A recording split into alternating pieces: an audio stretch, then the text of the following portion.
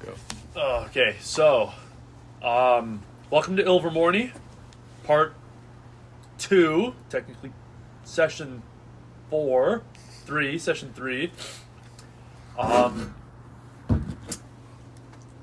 Got a bit of allergies going on, so I'm a bit hoarse today, but we're gonna have a good time. So I'm gonna introduce the players again, have them say a little bit about their characters, so you guys can kind of get in tune with who they are. So I'll start over here with Jared. Hey, I'm Jared. I play Arthur Grey. Arthur Grey is from a famous wizarding family, the Grey Wizards. His father's been head of Makusa for 25 years, and his brother is also famous. And yeah, Arthur's essentially almost like a soldier boy, or like a strict soldier boy. Being raised in Makusa. Awesome. Okay, so we'll move on to David. Hey guys, it's David. I play Patrice Solari, who's a half-blood. His father, Emmanuel, immigrated from Spain, and his mother, Carissa, was a Beaubaton graduate who became a healer just in the woods. She was known for her survival instincts, so she came across to North America and lived in the Rockies. Anyways, they had a little one-night stand fling out in, around southern Alberta, we would say. And yeah, Carissa had to go off and do her duties for the next 6 years, that is. She visited once, but then she left again. Aw. So Patrice grew up just with his father on a farm, and now he's flown off to Boston. Become a wizard. So that was Patrice, played by David. Again, newer player named Matt. Good guy. He's having a good time. So Matt, if you want to introduce yourself and your character. I'm Matt. My character's name is Finn. Recently learned his last name is Stagheart. His background is somewhat of a mystery. I still don't know what it is. I know his father is Billy the Kid, who was a scourge. Yes. Scourge. And I guess we'll find out the rest. Yes. A youthful wizard indeed. A youthful wizard indeed, Finn. Okay, so a little recap of what happened last time, and then we'll jump right in. So, last time... Oh, excuse me, fuck. So, last time... Man, the beer and the allergies, holy shit. Give yourself another spray, man. In a minute. So, last time on Ilvermorny, what happened was the kids were going through quite some trouble. So, they went to the rest of their classes, which was History of Magic, Herbology, Magical Creatures, and Potions. Each class they were very successful in. History of Magic, they got to learn a lot about the Gaunt family, as well as in Herbology, they got to pick a really cool herb in which you extract seeds from, and they help you sleep better at night. Not that really matters. They got to learn how to make confusion concoctions in Potion class, and yeah, so they got to do the rest of their stuff, and a lot of things happened with Kiana. She had a vision of the Gaunts rising, causing her to faint. From that, she was in the hospital, in which the headmistress was doing some shady shit. Arthur went to visit her, however was intruded upon by his older brother Arthos. So there's some nice drama between them. And yeah, so the last session ended with a crazy freaking moment of Kiana coming back to the dormitory crying, saying she just wants everybody to get along, because a common problem has been that nobody can get along with a Thunderbird. And when she asked, like, please, can we just get along and be a family, Arthur said he doesn't care, and the other characters were very silent and didn't really respond. So there's a big, big divide within the group right now. So, Ilvermorny Session 3. Clubs. Let's get going. A week has passed. You guys can see the Puckwudgie have been off. Clearly, Krogas took your little hint about what Aeana was up to, and he took majority of the Puckwudgies over to Aeana, kind of shadow her, follow her around, make sure she wasn't doing anything shady. However, it wasn't until a week went by that something finally happened. You guys wake up on the Saturday. of your, Saturday going into your second week. And you guys wake up to two puckwudgie outside your door arguing. And it wakes everybody up. They have no mannerisms to people sleeping. They're going at it with each other. Acorn says, "How's that possible? There's no way. There's no way someone could have broken into the Magizoology lab." I just want to say, like, we're waking up from this, right? Yes, yeah, you're waking up. I want to this. get up and go towards that noise right now. Okay, so the door is slightly ajar, so they Yeah. don't know you're there. So the second puckwudgie, clearly angry, says, "Well, it happened. Someone broke in, we don't know who, and they released a Sasquatch. So we got to figure this out." Acorn responds with, "Well, what does Arthos say about it?" And for Finn, you can pick up Acorn's tone, because your insight. Acorn's tone, he seemed very irritated and frustrated when he mentioned Arthos. So he says, what did Arthos have to say about it?" And the other puckwudgie responds back with, he's very angry and he's trying to get to the bottom of it. "Anyways, I just had to report to you. I'll check in later." And you can hear the footsteps of the puckwudgie dispersing as he disappears into the hallway. Acorn opens the door to see you standing there. He's like, "Oh, okay. Students, time to get up. It's 6 o'clock curfew. Start getting ready for breakfast at 7, please." Yeah, we woke up a bit earlier from you deciding to have a little argument, a discussion. Arthur Gray, by the way. Acorn, oh yeah, he hasn't met you yet. Acorn's like, "That's lovely. Get ready." Yeah, I want to eventually get up, just when I see the masses coming up as well. But I do want to go talk to Arthur and ask him what's up, why he was going around. So I'm going to approach you through the common room. What was the puckwudgie saying? What's going on? Oh, they're discussing someone letting Sasquatch out and that my brother's there. And, Acorn here seems pretty irritated by it. But Do you think Ayana maybe if did he it? did his job right, wouldn't have to worry about it. Who do you think did it, though? That's the better question. Well, from what I know, the only scene that I've seen from it is you and Ayana in class defending a beast like that. So that's my assumption. And then there's one other person who I know was wandering from that area, Evelyn. So that's my 3 people on my list that I'm wondering. So I have to ask you, who do you think did it? Takes a sip of his beer. Here we go. I don't think Ayana could have done it, because I told Krogas she did. I told Krogas that she was thinking about it. I could tell just by the way she was so emotional in class that she wanted to go do something about it. You could just tell, and then you told Krogast about her going to do something, and then Sasquatch still got away.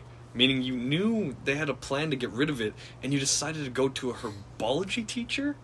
Yeah. He seemed pretty the most down to earth one there was. Or were you just talking to him to keep him away from the room while Ayana went and let the beast out? No, I didn't do that. And you can believe me or you don't have to. But I'm telling you, I didn't. I have no reason to believe you for that. All I know is someone let it out. So I shouldn't trust anyone if someone wants to be compassionate for beasts like that. Do you want to go see if we can find it? We probably couldn't get far. Oh, if my brother's on it, I don't have to worry about it. Alright. Riding his shadow still, I see. Just like last time. Like last time, Always just walking behind him. well, I was actually walking beside him there, but not that really matters. Do you have anyone actually you can even say would walk with you?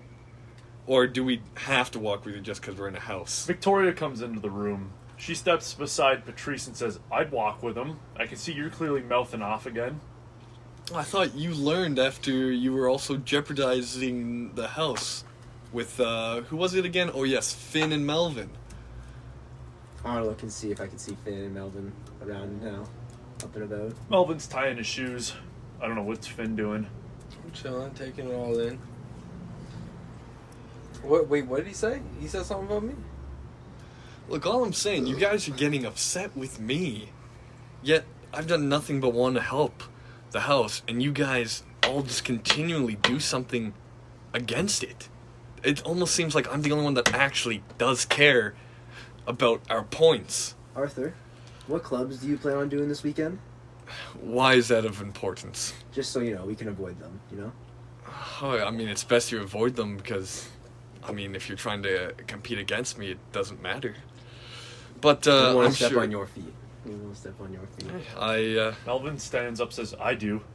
I'll see you in dueling club. I'm sure you will, Melvin. I'm sure you will. You should clean yourself up first. You don't want to slip on your own snot, though. Melvin, one day maybe I'll duel you and you can actually consider yourself matched up against a decent dueler of sorts. He says, as Finn said, if I can beat Evelyn, I can beat you. He looks very confident. He's standing straight. He's ready. He wipes his nose once. Well, Melvin, confidence is key. Make sure you're flicking your wand properly. Can always give you some pointers if you need it.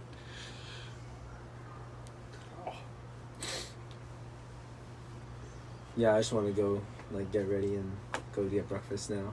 And I want to see if is Kiana around or no? Kiana's not up. She's not up? No. Yeah, I'm just going to go back to my room and read on a book or something. I want to go up to Victoria and be like, how's Kiana? She shakes her head and just walks away. That's cold.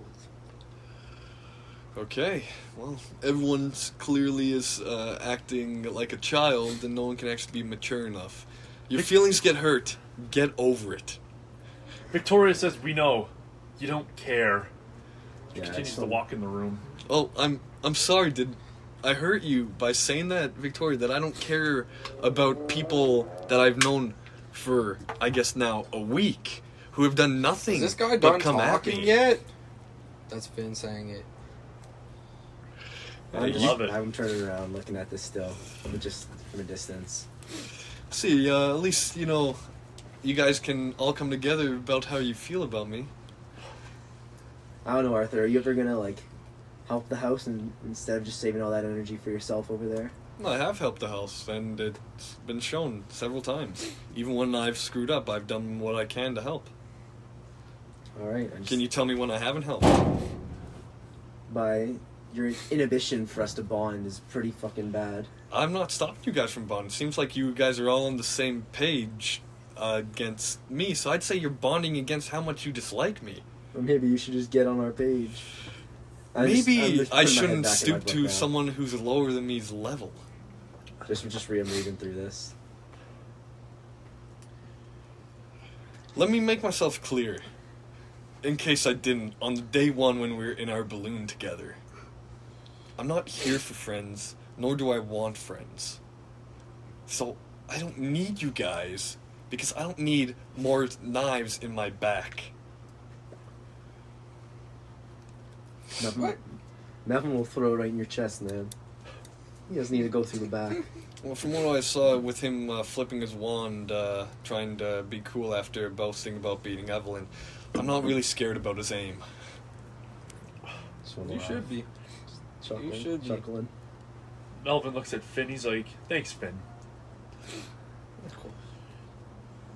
I want to look to Melvin and be like, I hope you do face me, and we can have a great battle, Melvin. Melvin, he doesn't even look at you. Okay, I'm gonna go and go to my bed right now and just get dressed for breakfast and all that. Okay. So you get dressed. Everybody else getting dressed? Yeah, I'm getting dressed. We weren't dressed. I'm getting dressed. Yeah, I'm getting dressed. I got my little attire on. Got a little something in my pocket. So the Pukwudgie Acorn approaches the door. Says, "All right, it's 10 minutes until breakfast. You're all allowed now to head down to the hall." I want to do a sarcastic bow to Acorn. Thank you very much for your kindness. Wow. Do you walk by him? Yeah. So you walk past him, head towards the hall. Acorn looks at the group, says, "Those Greys, bad news." Do I hear this? You'd have to do a perception roll. He waits till you're pretty far ahead, so heavy roll. My perception. Okay. 13.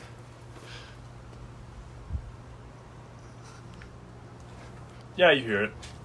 I'll stop in my tracks and hold back or turn back. I'll be like, you know, for someone who's essentially being trained by my brother to actually do their job properly, maybe you should focus on doing that instead of making side comments to other younger students. Unless you want to say it straight to my face or my brother's.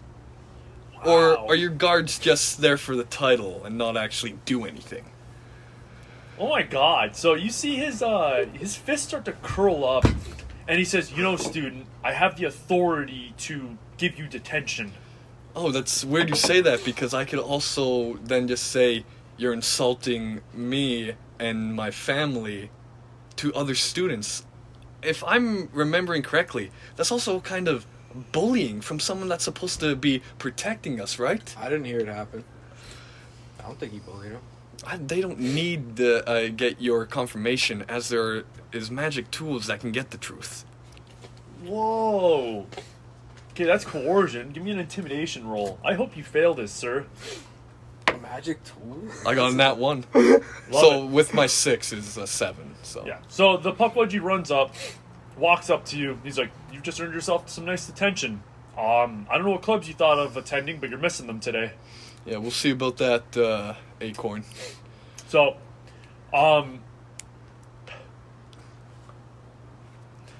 yeah. So he following behind him. Okay.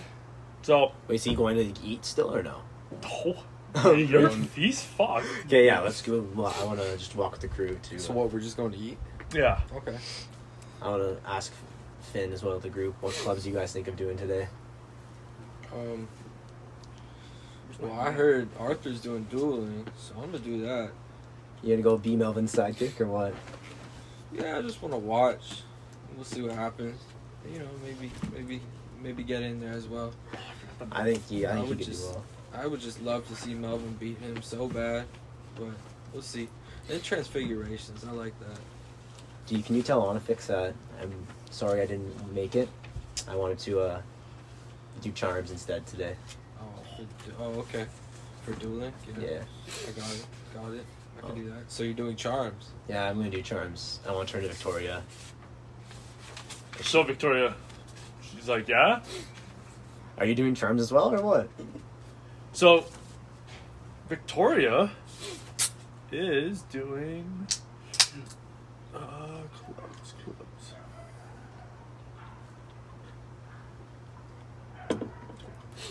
Victoria says that she is indeed doing clubs. So she's like, "Yeah, I'm doing clubs. I'm also joining the book club." What club are you doing? Sorry? Do you know? Are you doing charms club or? Yeah, I'm doing charms Oh, club and book nice. club. Nice. Yeah. Nice. What do you guys do? What do you do in book club? That seems like it's pretty interesting. I haven't been to the library yet.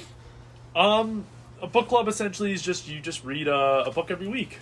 It's a lot, but it'll be a good time. You always have your nose in those books. You'll like it probably. Oh, I know I will. So, she kind of giggles with you. You guys notice that Kiana is not out of her room. Kiana's still in her room. Yes. Can I go back? Do we know if she Yeah. has like a good sleeping seat under her pillow or no?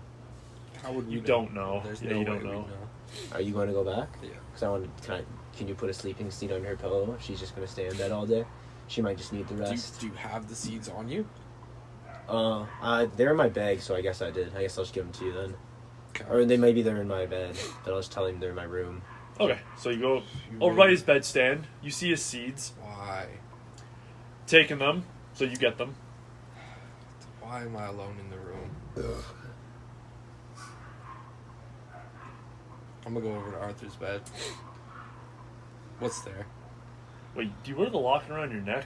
Locket's always on me. It's under, like, it's Oh, your literally shirt. like in under. Yeah. There'd be a book. I don't know, what did you bring with you to the school? You brought book, clothes. It could be the book I pulled out of the bookshelf. The dueling Yeah. one. Yeah. Oh, his textbooks. He wouldn't have those on him. So his textbooks, homework. Does he have any potions? No, Yeah, you'd have the confusion concoction. No, I have multiple potions. I have my cure poison and then that one. So he has cure poison and then confusion Is the concoction. cure poison there? Yeah, it would be. You wouldn't be carrying that on him. No. I'm gonna switch my confusion concoction with this cure poison. No one's there. Okay. Is it the same color and shit? It's or- not the same color. They cure poison. Oh, it's not? No, it's You like a want me- vibrant green color.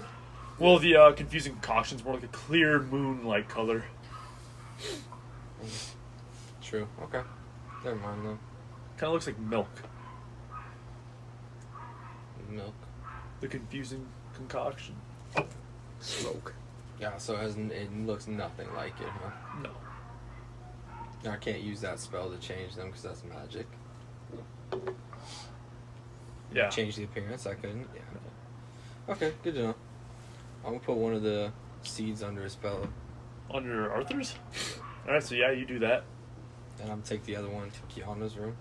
So, the men's room, women's room. So you have to cross a hallway to get to the women's room.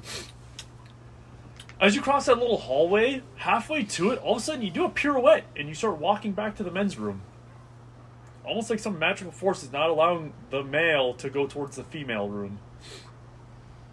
Oh, that's okay. So I just can't get in there?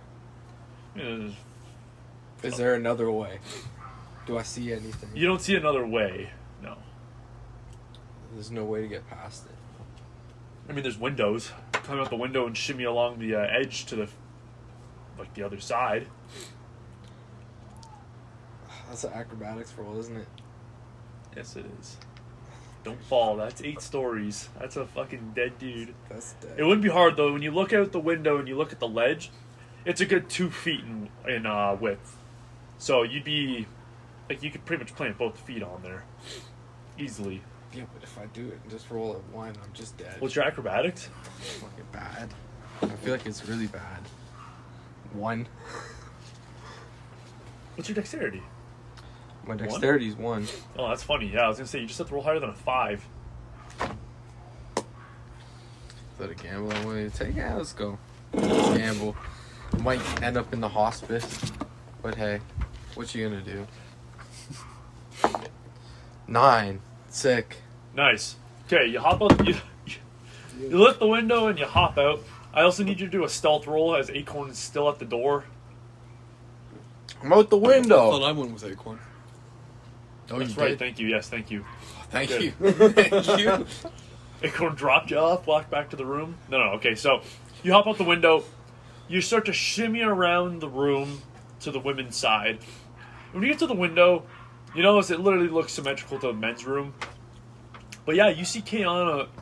You see Kiana laying in her bed. Her eyes are closed. Her head, hands are under her head, and you can see that she's awake because you can see her mouth is moving as if she's talking to herself. Yeah. Kai, is the window open? It's not open. Got a knock on it? You knock on the window. You see her head bobs up. She starts to look around, but then she looks over where you're knocking on, and she's kind of shocked at first. Walks over, lifts the window up. She's like, "What are you doing?" I came to check on you. So she starts laughing so hard. She's like, "I'm fine. You want to come in?" Please. Yeah. So you hop through the window. You enter into the room. It's like, so what happened yesterday? She's like, what do you mean? What happened yesterday? We went to class. No. There's a reason you were in the hospital. Why? Like, what happened? How did you get there? I know you were talking to Arthur for a bit. Something happened there that you were going to talk to us about after. Oh, so she says, "You mean from a week ago?" Because there's been a week time too. Oh, yeah. true, So she's okay. like, "Yeah, from a week ago." I don't know. I was just in the hospital and then kind of just got up and drowsily made my way here. And then she scratches her head and she's like, "As far as I remember." Yeah, it just didn't. We were supposed to talk about it, but we never did, so we don't know. So she's like, "Are you talking about the thing I saw in the hallway with Arthur?" Yes. So she nods her head. She's like, "Well, if I tell you, we might miss breakfast though, and I don't really feel like talking about it in front of the others." That's fine. So she tells you in the hallway, or sorry, she tells you in the room that day in the hallway when she had that vision, it was different from what she's used to. Usually she sees things, but she kind of blanked, as if a curtain went over her eyes and she was pushed out of her body. So she's like, it was different from what I'm used to. And that's never happened before? Never happened. However, at the tree, I saw a vision. What happened at the tree? She's like, I'm not fully sure what to make of it, but it was you, I think, a lot older, and there were people behind you, hooded figures. It looked like almost like you were leading an army, and you see her eyes go wide, and she covers her mouth, and she says, "There's so much blood." Do they always come true? She says, "That's what my mom sent me here to do, or to figure out, rather, is if they do always come true." It's good to know. So the other one, where you said it's never happened before, did you do anything different? Did anything happen? She's like, "No, it just happened." That's strange. That's strange. So she kind of puts her hand on yours. She's like, "But like, don't tell the others, okay? I don't want to freak them out." No, of course not. Of course not. Just have one more question. Is why'd you leave the hospital? She's like, "I don't know. I was just feeling better. I thought I'd just come back to the dormitory. I'd rather spend it with, well..." And then she stopped. She's like, "Well, I thought at the time I would want to spend it with family, but that it would beat being in that room alone. But I think being in that room alone would have been better." Yeah. We're sorry about that. She's like, "You have nothing to be sorry about." Well, if you're all good, you don't have to talk about it anymore. You can go down and try to catch the last bit of breakfast if you want. She says, "Oh, yeah, that sounds good. Are you going to come?" Yeah, I'll come. So, cutting over to Arthur, you make your way up 2 floors, walk down a few hallways, where you reach an ivory black hallway with statues of the different headmistresses and headmasters kind of riddled down this hallway, and at the end, these big doors leading to the headmistress office. Do any of them have like any kind of similar characteristics as our current headmaster? As in stature or No. like way they? The way they hunch or no. Yeah. No, none of them do. Okay. Do I see anything that sticks out from you for any of them?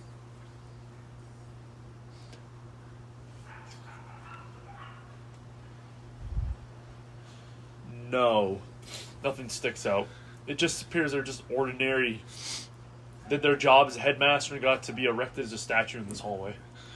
Anyways, I'll say, I'm like, Acorn, it's interesting that through my time here, just nonstop, have people been going against the policies here at the school and then justifying it by retaliating against me. But the second I do it, I'm out of line. It's an interesting concept. So he starts laughing. He's like, "That's a classic child complaining about the rules." Well, I mean, it seems like the only one who was actually complaining like a child was you outside the room. So So he pounds his hand against the door. It swings open, leading into a massive circular office. There's like origami birds flying around, origami insects walking along the desks and the shelves. The whole wall is covered with shelves filled with books and artifacts.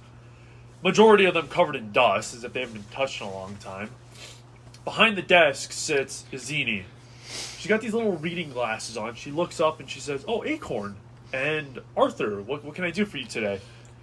So Acorn begins to explain what happened, letting her know how you mouthed off and that he wants to give you detention and how he doesn't want you to attend your club today. So Izini says, "No, that's fine. Arthur, this is your first warning. Don't mouth off again, please. You may still attend your your club, but just don't let it happen again." Azini, may I have a rebuttal against, as he said, as that's not the full story? So she shakes her head. She's like, "No, you may not. You're a child present in my office. You do not get a voice. Now head to breakfast." Interesting policies, Headmaster, but I'll go. Acorn stays. She says to Acorn, she's like, "You stay." So you leave. As you leave, you hear her yelling at Acorn, saying, "Do you know who that is? Let it go next time." I want to go and find Arthos. Oh yeah, you're Thunderbird, so you have that one perk. Yeah, so travel around the school for a bit. You're gonna miss breakfast if you do. You're not exactly sure where he is. Oh, true. Okay, I'll go and get breakfast then. Okay. I just want to say, while I'm walking with Kiana, I forgot before, but can I ask if she's had any words with the headmistress? If she's had any, sorry? Like any words or run-ins with the headmistress, like recently? She says, no, but there was one time I caught her staring at me in like the breakfast hall, but, you know, she's a headmistress. She probably does that with all the students. It's just strange, because when I went and saw you, she was in there. She said, well, she's just checking on me, making sure I was okay. Sure. Yeah, sure. So you guys reach the breakfast hall. Over sitting down already is Patrice with Victoria, talking it up with the higher Thunderbird students. When I was gonna say, instead of talking to them, could I, when they were gone, I wanted to go over to Ayana. Oh, shit. And they were all like chilling. I'm like, did you hear? Like, you heard about the Sasquatch, right? So she looks at you. She's like, yeah, did you do that? No, I didn't. I didn't know if that was something. I thought that's what your plan was. So she's like, it was, but somehow the Puckwudgie must have caught on because they immediately started guarding my door at night. Like, I couldn't. There was like riddle down the hallway, like an army of them. I couldn't. Nothing I could do. Ember probably said something after you stood up to her in class. So, Do a deception roll, please. no fucking way. A one. That's a one. Yeah. That's a one. Plus. No. She squints her plus eyes. two. She's like, Ember, eh? So Rupert looks at you. He's like, get out of here. Okay? Get out of here, Patrice. We know you ratted on her. I didn't say anything, Rupee. Don't worry, buddy. And I just want to walk away. Oh my god. You walk away. As you're walking, in the corner of your eye, you see Ember stand out of her seat after she sees you talking to Ayana, and she starts to shake her head. I just want to go walk back down and continue talking to Victoria about charms and shit. So Victoria's like, I'm really excited to see what kind of charms they teach us. Yeah, I feel like I need to get better at them. I was terrible at our first class, and it's something I really enjoy. But yeah, I'm excited too. What kind of books are you reading? Did you read charms books, or are you just reading all books in general? All books in general. And you look over and you can see beside the seat, actually, is a bunch of books she brought with her. Literally like a stack of 10.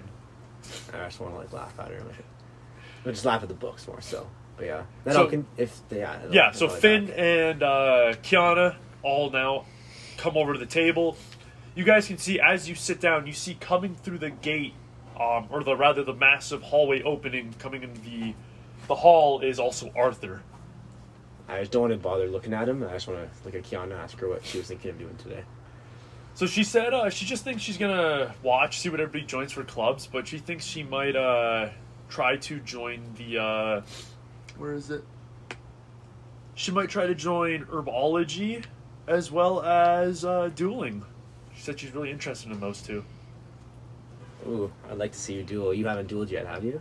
She's like, no, I haven't really had the chance, no.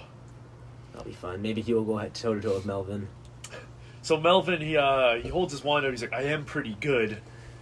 And you hear across the table, Evelyn just like scoffs and shakes her head. As I'm like walking by, I want to say like I stare at like Kiana, maybe make the eye contact and everything, Yeah.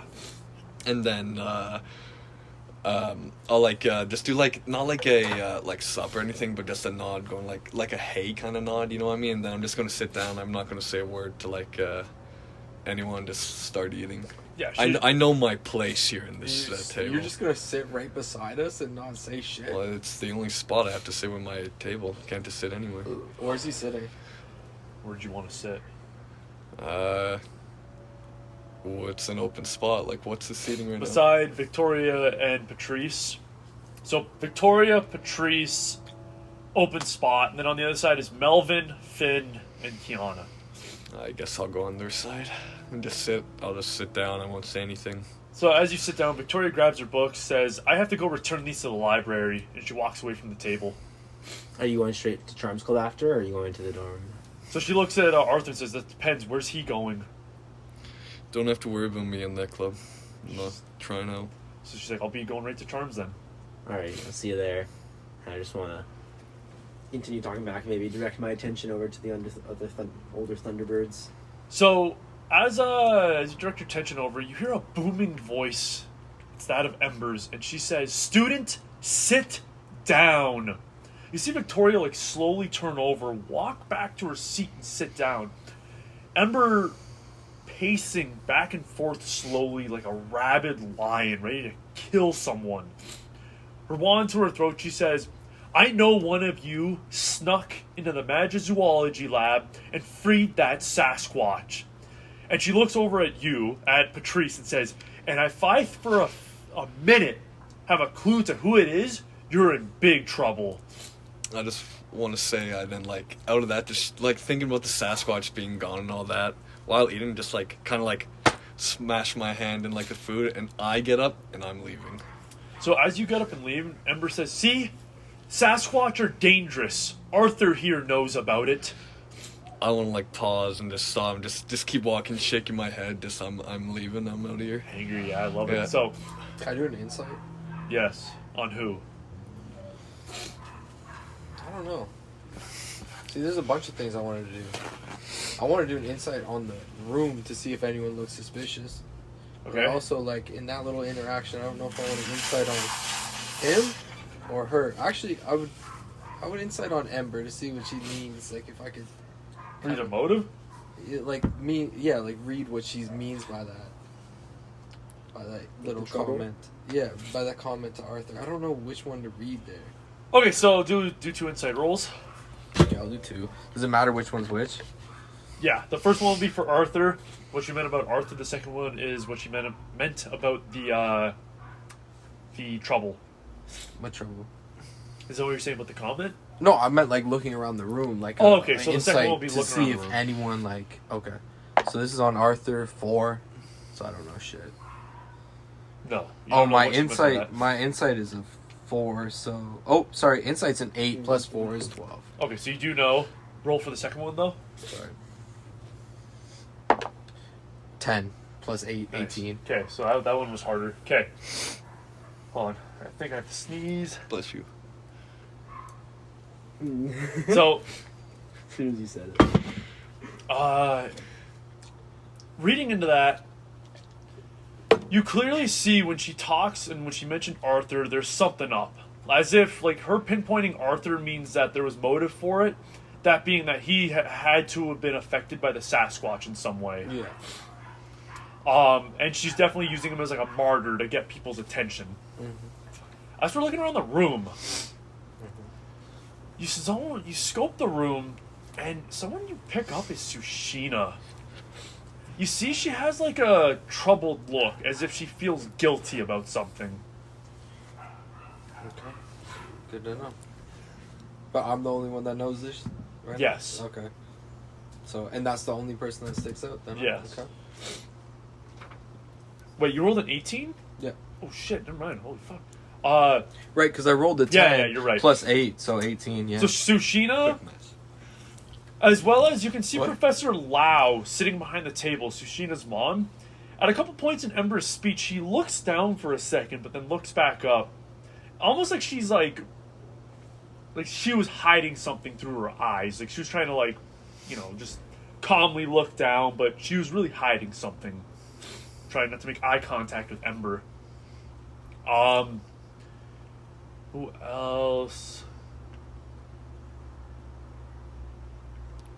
Yeah, that's it. Those two. Those are the 2 I saw. Yeah. Okay. Big room. There's more people there, yeah, but I mean, I don't know. No, what to those do. are the two that stick out. Okay. 18 is pretty high, I think, so. Yeah, it's good. I'll I'm giving you all the go with details. Don't worry. No, I know. I trust it. So, I mean, I just take that in and just, I guess, I don't know, I can't act on that anyway, so. Is she still talking? My bad, I didn't mean to interrupt there. No, it's okay. No, Ember just pretty much continues to pace. She says, no students want to speak up. So be it.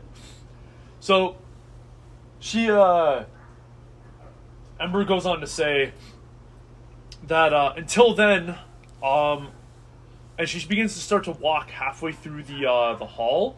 She stops beside Patrice. She's like, until then, Patrice, come with me. I just want to look at Victoria and be like, maybe I won't see you later on. And then just walk behind her. Don't really scan her. I'll scan at everyone around the room, including the professors as well. So, Ember, you walk with Ember, and she's furious. She's got a fast stride, and her feet are just stomping against the ground. You gotta, like, quickly walk to keep up with her. She goes down 2 flights of stairs leading to the 2nd level dungeon. She takes you to the door with the flaming letters. She looks at you, she says, do you know what door this is? I have no clue, Miss Ember. She says, this is the door that leads to my lab. And I like that you're pretending not to know.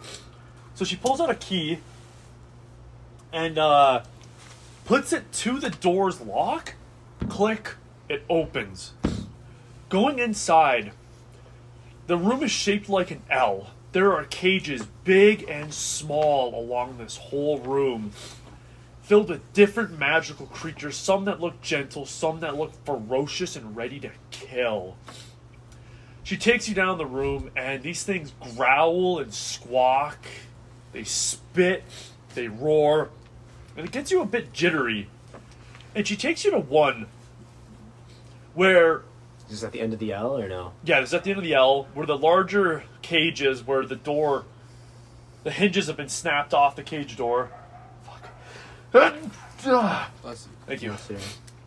And clearly this is where the Sasquatch was, but it's gone.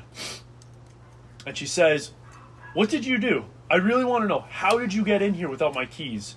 There's only 3 people that have keys in the school for that door. Myself, the headmistress, and Thorn. Miss Ember, I'm being completely honest with you. I've never been in here before. So... I want to just look at her like, and even if I did, why would I try to get the Sasquatch out? Yeah, I know I have with my feelings, but I'm more excited to learn about magic and all these other things to risk it for one Sasquatch. That wouldn't be reasonable of me at all. My mom would not be proud of me whatsoever. Damn, nice line. She gets close to you, really close. She looks down at you, grinds her teeth, and says, I believe you. Get out. Am I your number 1 suspect right now? She, you are. And until I know for a fact you didn't do it, you're my number 1 suspect. We'll keep on wasting your time now and then, I guess. I just want to walk away. So Ember, like, grabs the door and just, like, rips it from its hinges and throws it. She's like, you watch your tone with me. I'm like, I'm sorry, miss. I'll let you be. And I'll go to my club. I'll just walk away. So, you walk away, and leaving the room, holy crap. Holy crap. Cutting over to Arthur, you hear yelling coming down from the corridor to the left as you leave the hall. The yelling is very familiar. It's that of your brothers. I'm going to walk over there, like, still like a bit upset and everything, just thinking about the Sasquatches, and also the comment that Izini said about me having no voice and everything in that matter. But yeah, I'm gonna walk over to there and just not like walk over trying, but I want to also like keep my ears open to see if what I'm catching on to and hearing. Let's keep your ears open. You hear Arthos speaking very sternly, as if he was commanding these individuals. He speaks, a Sasquatch has been freed. For all we know, it's loose in the school, and it is your job to find, capture, and kill it. Is that understood? As you reach the room, you see there's 20 Pukwudgie in there, in 4 lines of 5. And Arthos, he's pacing slowly, looking at each one of them. He gets close to one. He pulls his wand out. He puts it to its chin. He's like, is that understood? So the Pukwudgie says, yes, sir. They look very uncomfortable. Like they are not ready or meant for this. One Pukwudgie speaks out. You notice it's Acorn. And he's like, we're security for the school. We're not soldiers you get to command, Mr. Gray. So Arthos immediately like pushes a Pukwudgie out of the way, grabs the Pukwudgie behind him, which is Acorn, by the throat, and says, "Speak again." And he puts his wand to his temple and says, "Speak again. I've killed for lesser reasons." So the Pukwudgie's just like, you see he's just like looking at him, just straight faced, no fear. And Arthos says, "That's what I thought." Throws him back into another Pukwudgie, turns around, and notices you at the door. And then he collects himself. He pushes his hair back because some of his hair kind of fell in front of his face. Pushes it back. And he says, "Arthur, what can I help you with? I'm a bit busy right now." Sorry, didn't mean to interrupt. I was just leaving the breakfast hall and overheard your voice. I see you seem to have gotten a position here training the Pukwudgie. So Arthos fixes his robe, walks towards you. He says, "Yes, brother, that is correct. I'm glad you're able to still use your eyes." So more stern than ever, Arthos. You know, I understand these are men, but we are still brothers. So he shakes his head. He looks back at the Pukwudgie, who are all kind of like losing their posture. And he says, "I did not say lose your posture." So the Pukwudgie get back up to being like straight backed and stern. He looks at you, he's like, "Arthur, honestly, you're interrupting. I'll talk to you later." Sounds good. My apologies, brother. Or do you have a new title now here? So he's like, "I'm head of security now." My apologies, head of security, Arthos. So as you exit the room, he's like, "And Arthur, one more thing. I guess I'll tell you now, because I'd like to make your day. Dad's coming to visit." I want to like stop and be like, why and when? Well, today, because the headmistress had some issues with me, or rather Makusa, training her security. It's going to be an interesting day, isn't it, Arthos? Arthos smiles, and he looks at the Pukwudgie, and he says, "Yes, it is." Okay, I'm going to go back to my room. Okay. Yeah, I'll go back there now. Okay, what are you guys I'm doing? gonna go and get ready. Ready, okay. What are you guys doing? What is Patrice and Finn doing? I'm in the basement right now, right? Yes. The dungeon. Yeah. Do you want to make your way to... The first up is... You're not doing dueling, or are you? The first club for today is dueling. Okay, I'm going to go to the history labs. What or the Quidditch? history. I thought Quidditch is tomorrow. Oh, my bad. I'm going to stroll over to the history of magic class because it's in the same floor, right? Yes. So you go over down the hallway, the door is locked. Fuck, I just want to... Okay. Then I'll go walk back up and try to meet up with the Thunderbirds. Okay. What is Finn doing? Because all the props are still there too, right? Yes. Yeah, then... Like, we're all, like, in the... You're all in the hall right now. You, Melvin, and Kiana are in the hall. Just us, that's Just it? you three, yeah. Oh, okay. Because he fucked off. Like, we're... And Victoria I'm left. getting. She was I'm pissed. going to the back of the room to get ready for dueling. Okay. Like, what hall are we in? Like, by... You're in the Great Hall. the Great Hall. Yeah. Is there any, like... Are the other houses there? Yeah, all the other houses are there. They're all eating, keeping to themselves. Oh, so we're still eating. Okay. Do I have eye contact with Sashina? Yeah, you do. She's 2 tables over. Your table's on the furthest to the right. Hers is in the middle on the left. I'm just gonna look at her. So you're looking over. You're looking at her. She's kind of eating like an orange. She looks up at you, meets eyes with you, and then shyly looks back down, slightly blushing. I'm still looking. Oh, shit. Mean bugging her. Stare down. No intimidation, just looking. So, you can see as you're looking at her, Ayana looks up and catches your eyes, and she begins to glare at you. I'm gonna look at her now. Quick, and then back. Okay, and then back to Sushina. I'm just gonna look at her, and then I'm back to Sashina. Yeah. So, you, so as you're looking at Sushina, you feel something walk behind you. And you feel like a cold breeze. And it feels like something like a nail went against the back of your neck. Kind of, it doesn't tickle. It feels very like gives you goosebumps. Like Are you get talking shivers. like a hammer and nail? Or... No, like a fingernail. Okay, I was like, It's gonna hurt. it's a little dark.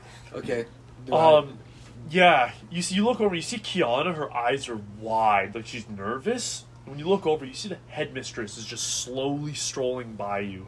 And she just touched my neck? Yeah, like rubbed her like nail across your neck.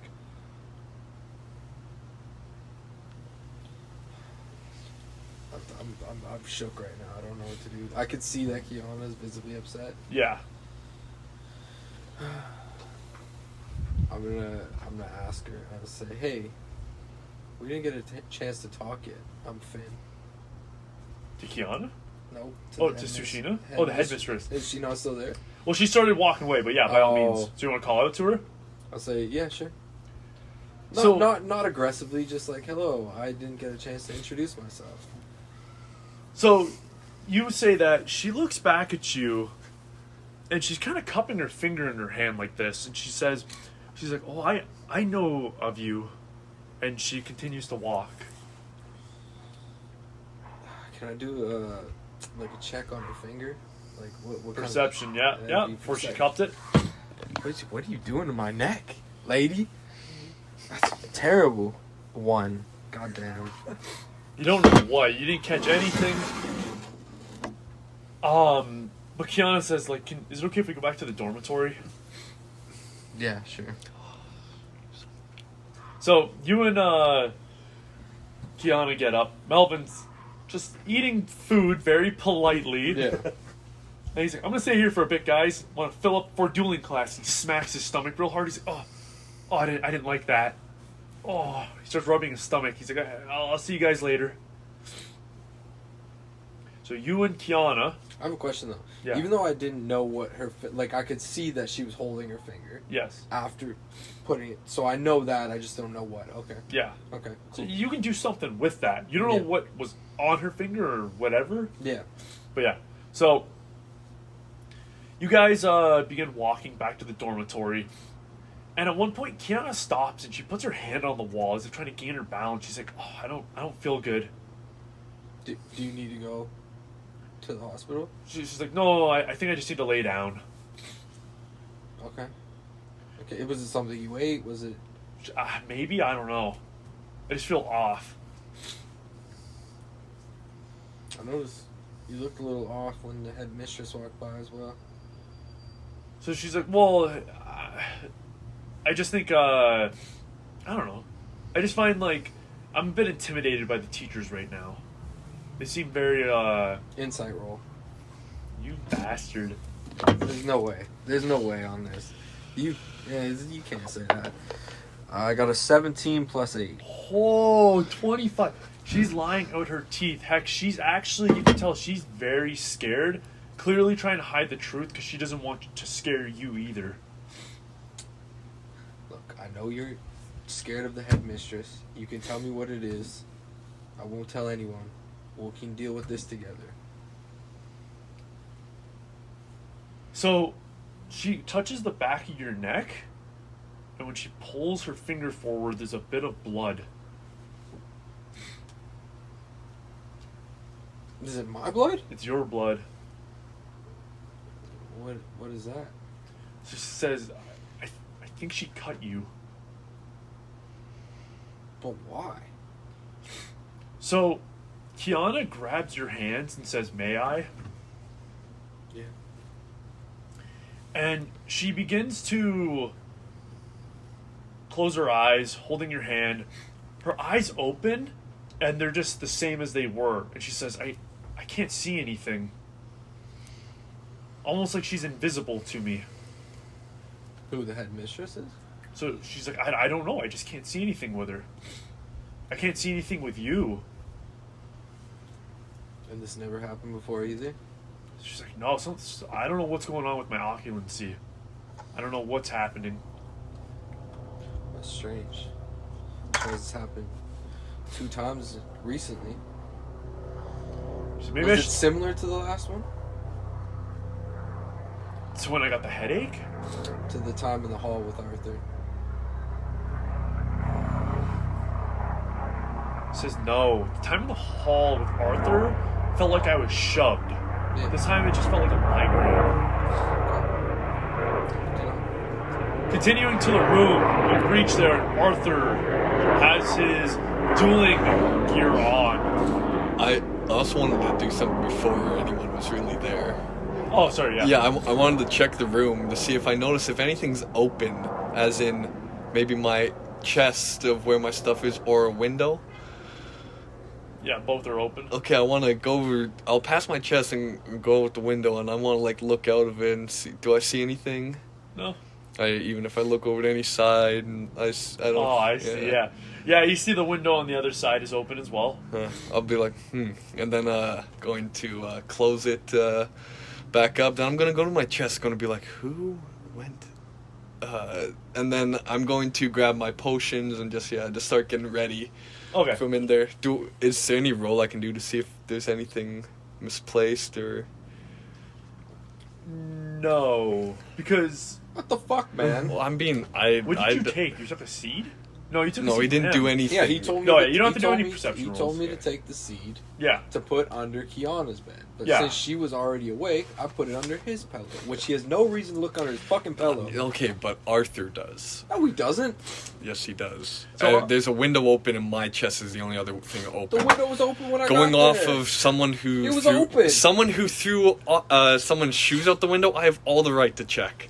I think that was a you heard me talking moment. So Arthur checks.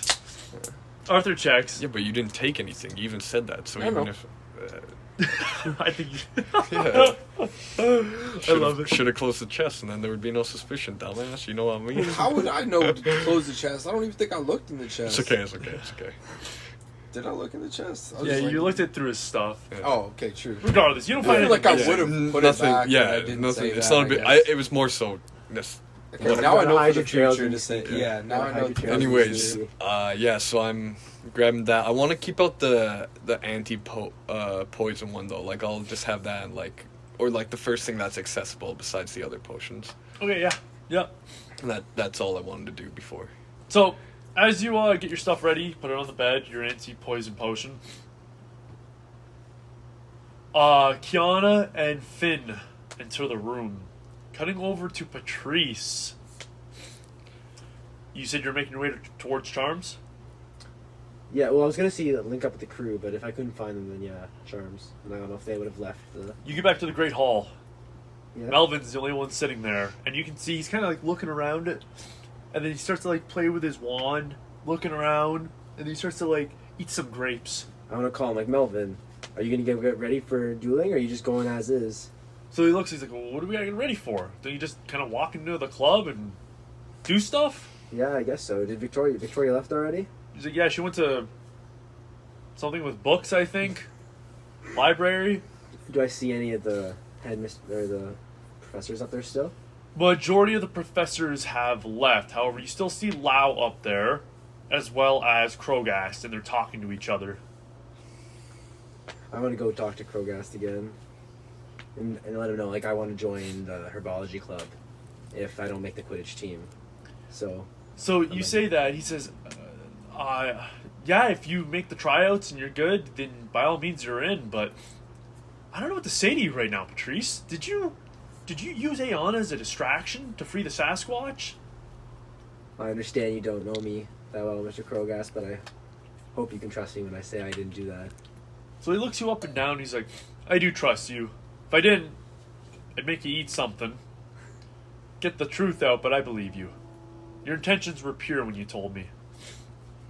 Thank you. But yeah, maybe I'll see you later on then. And I want to look at Miss Now and just sort of greet her with a nod. So she greets you, she's like, Patrice, have you been doing your homework? History and magic's sort of hard to get motivated for. She's like, no, it's not. It's the best subject at the school. And she starts laughing. So yeah, I just want to laugh with her and then sort of make my way back to Melvin and just head over to Charms. Cause wish him good luck. So, yeah, you make your way over to Melvin. You say that. Melvin stands up. He's like, I don't need luck. And he sheaths his wand, which falls out of his little belt loop onto the ground. He's like, I'm good. And he begins to walk away from his wand. No, Melvin, you're forgetting your wand, buddy. So Melvin looks back and goes, oh, he picks it up. He's like, I'm good. And then he continues out of the Great Hall. Oh, I just want to walk behind him, sort of Oh, chuckling. So, are you making your way to Charms or to the dormitory? Yeah, charms. Okay. I love it. Melvin's gonna make his way to dueling. Cool. Okay.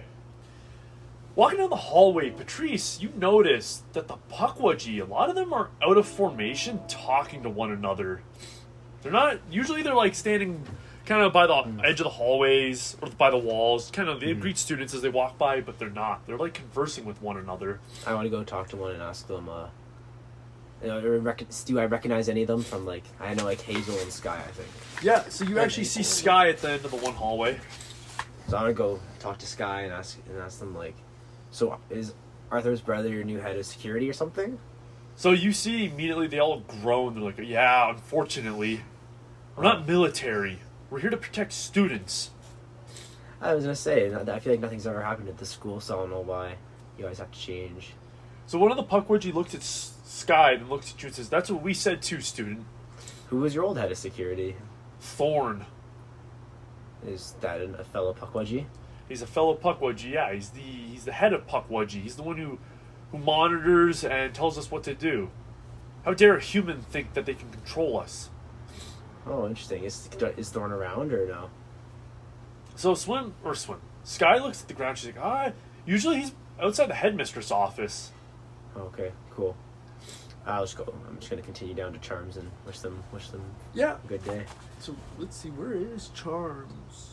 Charms is on 4-3. What? So, I mean, just Oh, okay. So we're going to take a quick break right here. All right. We're back. So continuing. Kiana and Patrice enter. it's me. It's Finn. I'm with Victoria. Fuck Patrice. Kiana and Finn. Fucking names, man. My allergies. Finn and Kiana enter the room to see Arthur getting ready. Kiana doesn't make eye contact. She just bolts towards the hallway leading to her room. I want to walk, like I noticed I just kind of like look down a bit, but then like put my head back up. I'm going to pull out the Cure's poison and everything, and then say, I forgot to offer her this when she wasn't feeling well, in case it's food poisoning or anything. Not that you have any reason to trust or care, but she'd probably accept it more from you than me. And I was actually being a genuine guy right there, and then I'm going to walk out and be like, I'll see you in dueling, I presume? Maybe you will. No? Best of luck. You'll need it. And then I'll keep walking. Straight back. Just soldier boy again. So you want to get ready? I'm definitely conflicted. Just in the character's conflicted right now. Just had his neck cut. He's conflicted and he gained a potion. That's a win, guys. Oh, what, you gave that to me? Yeah, I just said that. Oh, I I gave thought it you to were you. just showing me hey, I wouldn't give this to her, but No, I would, but I'm a dick. No, I gave that to you saying I meant to give this to her before. Well, thank you. But I didn't. that's why I was saying Arthur was being genuine. I didn't realize you were actually giving. I it said to me. that she'd accept it more from you than she would Oh, me, okay. so... Okay, so I got that potion. Yeah, man, I'm really conflicted. I'm gonna go to the bathroom, just splash some water on my face. Yeah. I'm gonna see, I guess I can't even look at my neck in the mirror. Just see what's up. There's no way to see it in the mirror. I don't know. Yeah, so you head over to the Thunderbird. So you have to go down, because it's a spiraling staircase that leads to the top. So you go down a couple of steps to the middle area of the tower, which is the shower room for the Thunderbirds. When you walk in there, you look in the mirror, you kind of splashing water on your face, rubbing the water on your neck, and when you look up in the mirror... Oh, yeah. Oh, yeah. Where is it? Did you do that? Just in the washroom. You fucking me in the There's washroom. prison rules. Remember that dolphin tattoo? Fuck. Okay. So... Behind you... If you're done washing your face, behind you steps a tall boy, a young man actually, with a robust build. He's got to be in his late 7th He's got to be in his 7th year. He's got wavy, dirty blonde hair, which is slicked back. His green eyes almost seem like they're glowing. He looks at you. He scans you up and down before going to the sink next to you, washing his face as well. He looks up. He pats it with a towel, looks at you and says, "I'm Hiram. Nice to meet you." Hi, Hiram. I'm Finn. What? Hi, Hiram. That's a weird fucking name. Hey, Hiram. I'm Finn. Stag Heart. So his eyes go open. He's like, "Another stag heart." Do you know him? So he says, "Yeah, I'm one." So you're the other one. He's like, "Oh, so I've seen you've met our..." And he rolls his eyes. He's like, "Our little sister. I'm surprised I actually have another little brother." Yeah, I mean, you seem a lot better than she was. So, he says, "Well, if Dad taught me anything, it's that when you meet people, you give them a smile." You knew him. He's like, "Yeah, I knew him. He visited for 4 years. I knew him all the way up to, I don't know, maybe 7 years old. I have a good 4 years of memories with him." What was he like? So, he smiles at you, kind of a mischievous smirk. And he says he was a good man, did a lot for the family. However, it wasn't until I was 7 that he decided to leave. But aside from that, good father. He was always there taking care of us, very loving. He hugged me a lot. Showed me how to use a wand. And he looks at you, he's like, "Does any of this making you uncomfortable?" Because the question made me uncomfortable, so don't ask it again. He gets really close to you, and he's like, "And I fucking mean that."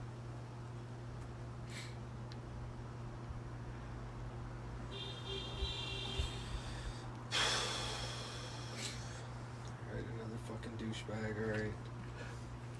It's like, love this family. That's all I'm gonna say, and I'm gonna walk away. Nice. Okay. Fuck this dude.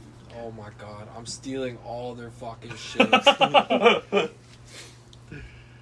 So, did you have your wand on you, by the way? I don't see why I wouldn't. Good. What's your passive perception? Passive perception, 14. Fuck. As you Wait, walk away... Wait, hold on. I think it is 14. Yeah, mine's 14, yeah. As you're walking away, you clearly see in the corner of your eye him reaching for your wand. Trying to snag it from you. Why the fuck would he have that? Oh, he's trying to snag your wand from you. Yeah, but why would he have that ability? So, Billy the Kid taught him how to be a good thief and killer. Well, he didn't teach me that. I learned on my own. Daddy wasn't around, man. Okay, so I see him try to take the wand. Yeah. It's just like really? So he says, "Dad always said, first time a man puts his back to you, see how perceptive he is." If you can't take a wand from a kid, how are you gonna try to take it from a man? What the fuck? So he gets close to you, and he's like, "Did Dad never teach you respect?"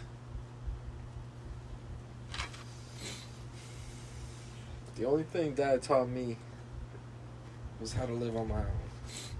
So he starts laughing, and he just looks at you after he's done laughing, and just goes to punch you in the face. Really? That's so, like, this dude's in year 7, so he's what, like 18, punching a 10-year-old? Plus 3. 11. What's your AC? I rolled a 13. 11. Yeah. You get socked hard. Wait, does that mean I'm just dead? No. No. No. What is it? I need a D4. The triangular. Yeah. 2. 2 plus his strength, so 4. Okay. You take 4 damage. He punches you hard, square, right in the eye, knocking you on your ass. He says, "Watch your mouth next time." How much health do you have left? I don't think a lot right now. Like, I have 11 and he just did what, 6? 4? He did 4? So you're at 7. Do I have to erase this? And Yeah, you do. You gotta write down 7. Don't erase 11. Just write down 7 in the big No, box. it's Do you your have hit. a It's your hit. It's this one there. Yeah. Which it's one? 7. You have 7 right now. You have 7 health altogether. Yeah. That's So your I- max. So I have to rate 4? or 3? Yeah, Yeah, 3. three. Yeah. I thought 11 was your health. That's his AC. my Oh, bad. okay, your health's dead. You have 3 health altogether left. He punched you hard in the face. This is all I have for the rest of the whole, like... Not the Until- game, it'll heal. Oh. You can do a short rest to kind of get your health back, though. If you're going to dueling, I don't recommend that. I don't think I can go to dueling now, bro. I'm just got, like, almost killed. Clock you good. I'm gonna make a different decision. But yeah, so I'm just like, okay, buddy's still there. Yeah, so he just starts to walk away, laughing. Go for his Should I press my luck? Go ahead. First time, as Dad said, first time a man turns his back, Okay. you see how perceptive I he is. gotta do it. Yeah, but what's your sleight of hand? Plus 8? Yeah, plus 8. Oh, whoops. 10 plus 8, 18. My bad. Did I not You get scoop his wand. it? Nasty. He walks out of the room laughing, kind of waving his hand, because obviously it hurts to punch someone in the face. He waves it. Walks out of the room. Yeah, So now I have his wand, you have his wand. and I'm in the bathroom. Oh, Yes. no. Puts it in the toilet, takes a shit on it. Well, I was just gonna put it in there. Oh, okay. I'll just leave it on the floor. Okay. Like you Nice. dropped it. Ah, smart. Yeah, so you do that. Now I'm just gonna. Well, this has been a rough morning for me. I'm not gonna lie. I'm gonna take my time. You know what? I'm gonna decide to skip dueling. I'm gonna go to the library. Holy shit. Okay, Charms is after dueling. So, do you want to just wait outside the Charms class or go watch dueling? Oh yeah, I'll go spectate dueling. Okay. I'll go spectate dueling. Over in the dueling club, in the first level of the dungeon, a massive rectangular room like a gymnasium. There's 4 long tables lined up along the room, one for each house, with its assorted brooch symbol. So a Thunderbird flag on one side. At the next table, the Wampus symbol. The next, Puckwudgie, and the next, the Horned Serpent. You guys are at the furthest table. And as you meet there is Melvin is the only other student there. Is Kiana not doing? I thought she was. Yes, doing yeah. dueling. So she's yes. Kiana is also there with staying beside Melvin. And is she gonna come in later? No, she can come in now, it doesn't matter. Yeah. So Melvin and Kiana are there. And as you get there, a taller man walks past you. He's like, "Get out of the way." He moves past you towards the Thunderbird table. I'll be like, and you are? So he looks back at you. He's like, "I'm Harum Stagheart. I'm the dueling captain For which house? for Thunderbird. Oh, pleasure to meet you. I know you're, I don't care. Go over to the table." you'll learn to care. You're not gonna punch him? What the fuck? There's a teacher in the room. God damn it. Gave you a black eye. So, over at the table, Professor Onifix begins to speak. "Everyone, welcome to Dueling Club. For the first years, you will enjoy the new regiment for dueling. It has been changed from traditional dueling, where we would stand on these tables and duel, to what the headmistress has now coined skirmishing. For skirmishing, you will be placed inside an arena in which a geographical themed area will be erected, and you will duel. There are 2 events, singles and teams. So, everyone get used to your captains. Your captains will inform you on the spells you will be allowed to use. That is all. Within this room, the second floor is a balcony in which a bunch of students stand at. You make your way over there so you can watch. Can I quickly see like if we have a full team? If like they're Don't have the whole team. I wasn't going to know for someone to fucking join book club and not dueling. What? I'm just kidding. I wasn't counting to get punched and fucking almost killed. Like, what am I supposed to do? That would change everything. Like, oh, you meet your brother, he's a piece of shit. It's like, okay, maybe I don't want to be like my fucking father. Jesus. Good point, man. Good point. So now it's like, now I have options. Can I just go to the library and figure out what I want to do? Yeah. Am I allowed? Yeah, you're allowed. There's got open 3 spot. health I'm gonna- left, I'm man. gonna hop- I'm gonna I don't hop have a on. choice. Trio. David Dueling said or he'll fucking- join if there's Yeah, an if I see there's an open spot, I'm gonna Oh shit. like call Arthur and be like, "Do you need another person?" I'm So- not sure the team sizes. So he looks down, or Hiram looks down. He's like, "Well, if we're hoping," he looks back up. He's like, "If we're hoping to do teams, we need one more." Do you do teams or are you just a solo guy? So he's like, "I do both." All right, I want to see. I want to duel with you. Not like with you, like not against you, but with you. So he's like, "I am your captain, so I will be teaching you." Can I be on the team or no? We'll see. So he says, "Do you know any of these spells?" Sagittarius. Immediately, Melvin's like, I know that spell." So Harlem looks at him. He's like, "Shut up. Wait till I'm done." So Melvin's like, "Ah." So he says, Sagittarius, Protego, Devicto, Locomotor Wibbly, and Defodio. Defodio? I don't know. Fuck. Latin. Defodio. Do you know any of those spells?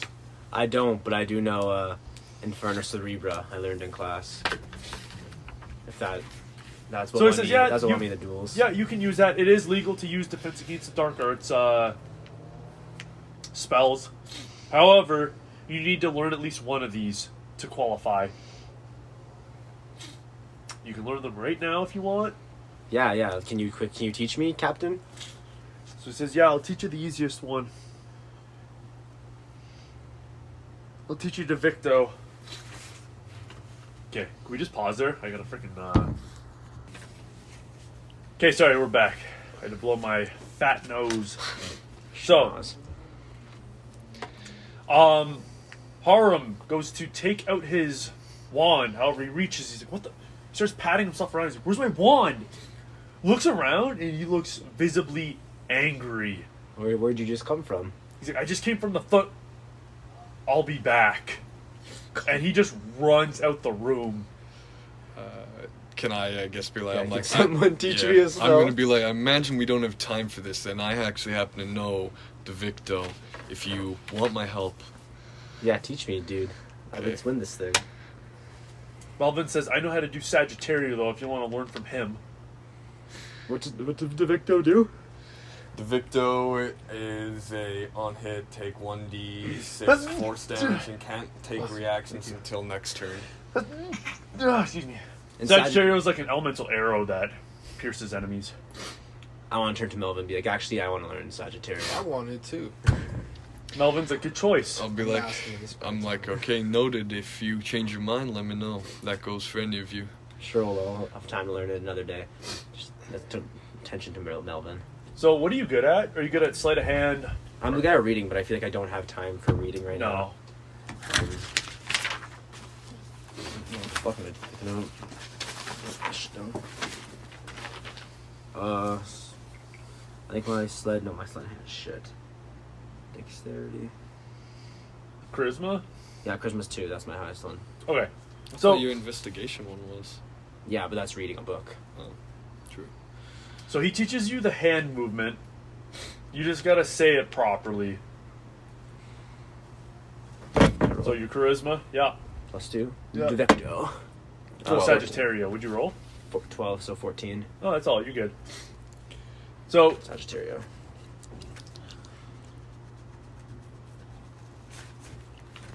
yeah. That's 5. Bring it down to a 15. Roll to 14. Transfigurations. Yeah, I'd say you're pretty good because you've done a couple weeks of class. Okay, yeah. You're good. Okay.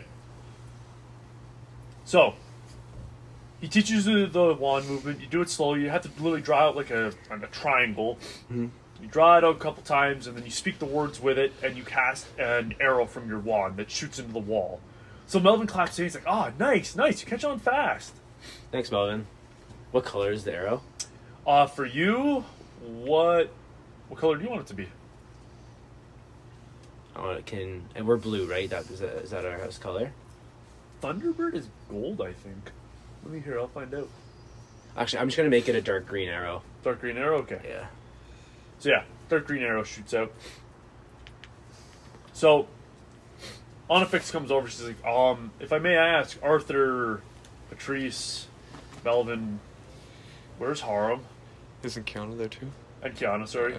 Where's Harum? He didn't have his wand, and he said he'd be right back.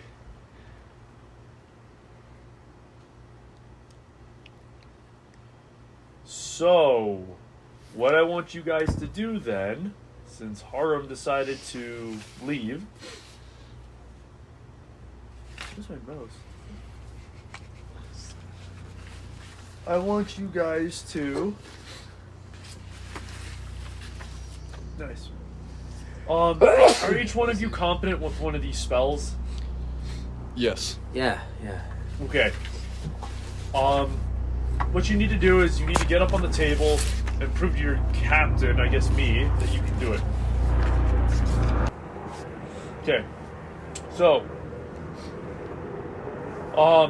did Harm explain to you that for the group skirmishes, it's only 3 out of team? You guys have 4 people right now. You did not, Professor. Okay, well, only 3 can be on a team. Or if one of you just want to do solo, that's totally fine as well.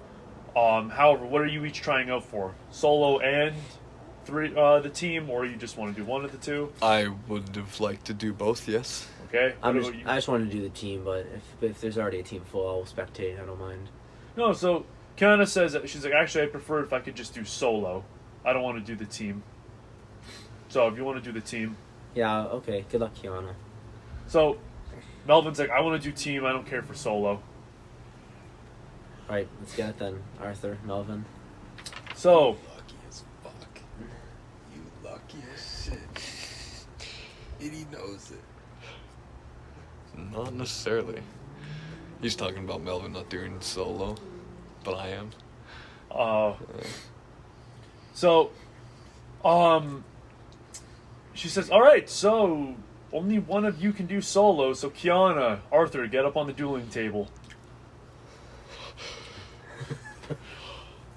I'll look at Kiana. I want to see like what kind of state she in. Can I see if like color or what's like? What for? What? Like I want to see how she like looks like health wise. You know what I mean? Because she's had a rough like week. She looks slightly pale, Okay. but she pulls her wand out and she looks at you, kind of gives you a soft smile, but then puts her head down and walks over to the end of the table. I'll be like, okay, on fix, or Professor. My apologies. Arthur's very flustered right now, as a moral dilemma. So, Onifix says, to decide who will be leading for solo for Thunderbird, the duel will begin. Please step forward, students. I step forward. I want to look at Kiana and just say, I'm sorry for it all, but like under my breath. So, Oh my god. Hold on. And I want to say, and before we turn back, I want to be like, not that matters.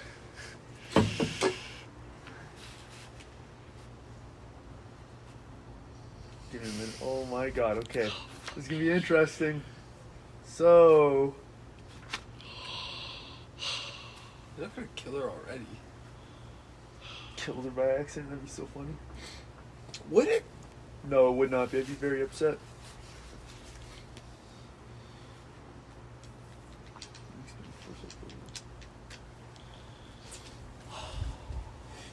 oh, excuse me.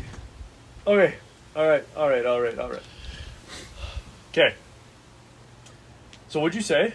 I want to like while we like walk up next to each other because we have to face each Yeah, other you have right to bow. before. I'm gonna like bow, and as we're bowing, I'm gonna be like, I'm sorry for like my actions, and then before like go back, I'm like, not that matters, or not that you So- would care. As you guys bow and you say that, your foreheads actually touch, and her eyes go dark. Not black, but they go to what they should be, which is like a darker gray, And they come back to normal. The brown fades back into her eyes, and she says, "I know." And she steps back, and she goes to the end of the table, where you guys have to roll for initiation. Okay. Initiation is a 2. A 1. What the fuck? So 3. 4. She got. So no matter what, she 5. goes first. Yeah. Yeah. Okay, for Kiana. Ooh, she goes to Cass. The Victo. Oh, sorry, no. Where is it? It's what is it called? Incubus? Incurum? I wrote it wrong. It's the spell we learned last time. Infirma Cerebra. Thank you. Infirma Cerebrum, which attacks your AC. Your AC 14. 17. Jeez. Oh God. Did Arthur just lose his solo position?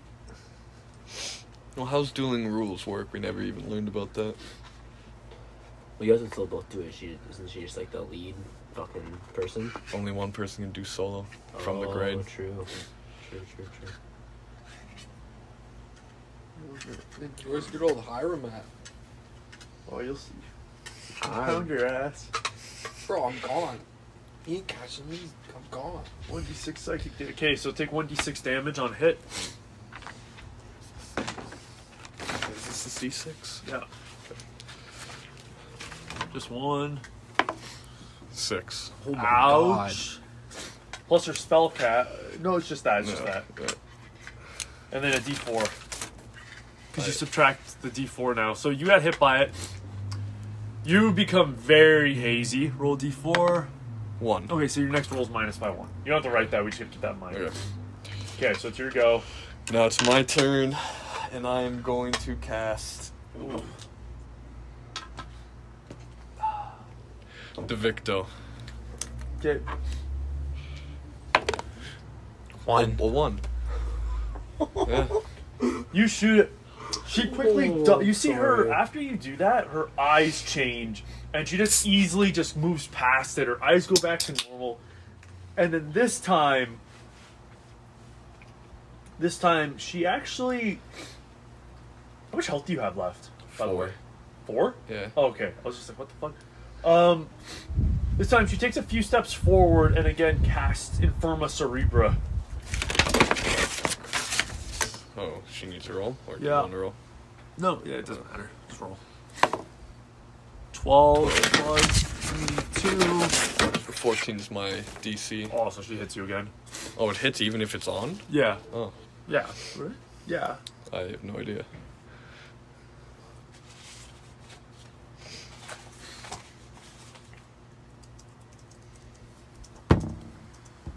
So Infirma Cerebra hits. Roll a d6.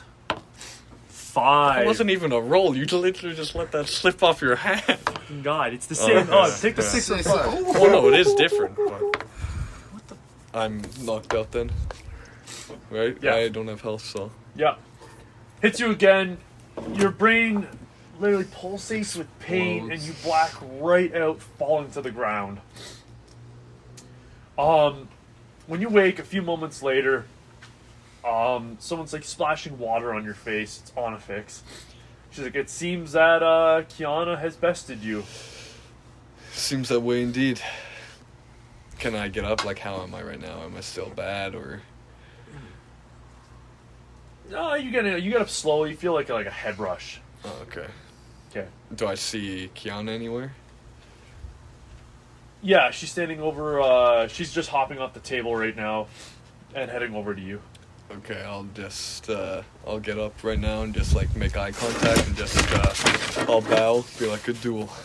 She doesn't bow. She doesn't make eye contact. She just starts to leave. Over in the library, you walk in and you see Victoria talking to the half giant. Okay. And they're both just nerding out about books. He's talking about books he recommends her to read. She's talking about books she recommends him to read, but he just keeps saying, oh, I've already read those, I've read that, read that. Victoria sees you, though, immediately runs up, grabs your arm, and pulls you over towards the half-giant. Which teachers? So, Acorn Inkwood. Acorn. Isn't there two people named Acorn now? Yep. Isn't there a fuckboy named Acorn? Yep. Oh, yeah, I'm going to change his name. Aaron Inkwood. What happened to Dude, Hazel? we can't go from Acorn to Aaron. What happened to Hazel? Aaron Acorn. Oh, that's what his name was. Yes. Hazel. Yeah. It wasn't Acorn. No, I thought there was an Acorn too. No? Oh, whatever. It was No, I always- think it was Hazel, yeah. Hazel was always our guy. So Acorn is now Hazel, and then this guy's now Aaron. Yes. Okay, so he's introduced himself to me. Okay. Yeah. So, he's like, so deep voice, and he's like, I'm Aaron Inkwood, the librarian. So he's like, it's very nice to meet you, student. Are you joining book club? I'm not sure yet. So he's like, what's there not to be sure of? He's like, look around, encyclopedia, books, endless knowledge. Go ahead. But can we not take it out even if we're not in the club? He's like, of course you can take a book out. What book do you want to take out?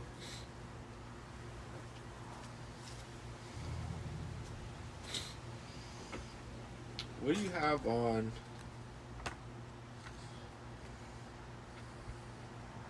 Billy the Kid and the Greys?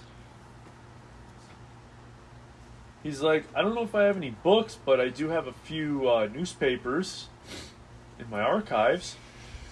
Okay, I'd like to look at those. Also, I don't know much about the headmistress. I'd like to learn more.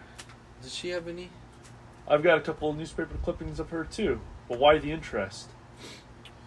She just seems like a very established woman. I'd like to know how she got there. Okay. So, he takes her to the one corner of the library. A corner where there's cobwebs and dust. No one goes over here. It's all these old newspaper clippings rolled up into like just rolled up, stacked into the cubicles. He looks around, he looks at the different symbols. He's like, all right, here. He pulls one out, looks around some more. There's one about 8 feet up he grabs, and then another one about like 3 feet down he grabs. He's like, all right, here's a lot of newspaper stuff or journals on Izini, our headmistress. This one's on Billy the Kid, and this one's on the Greys. Okay. So just take a seat wherever, you may read. Okay. So he walks away. I read them all. I start with Billy the Kid. Starting with Billy the Kid, you read about the notorious, infamous Billy the Kid. 4 no matches. He is a deadly killer who scalps the indigenous and shoots dead good and bad men alike. However, for the wizards and witches of the wizarding world, he is more than that. He is a scourge who has been hired by Makusa. That wouldn't be in there. The Makusa part wouldn't be in there. Okay, well, why? Well, you knew that from... Okay, yeah, that's From true. Arthos, yeah. I did know that. Okay, so From it talks about how... Silas, yeah. Silas, sorry, yeah. Talks about how your father went around all of the United States killing powerful wizards and weak ones alike, and how he was paid extraordinary amounts of money to do so. However, it was always unclear who he worked for. There's a panel within the paper,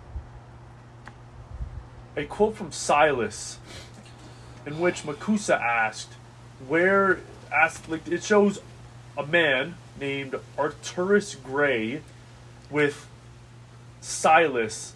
Within the interview, it talks about how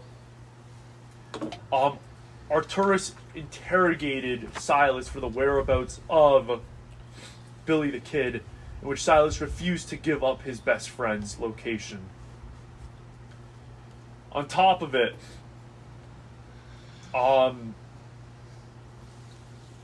it talks about how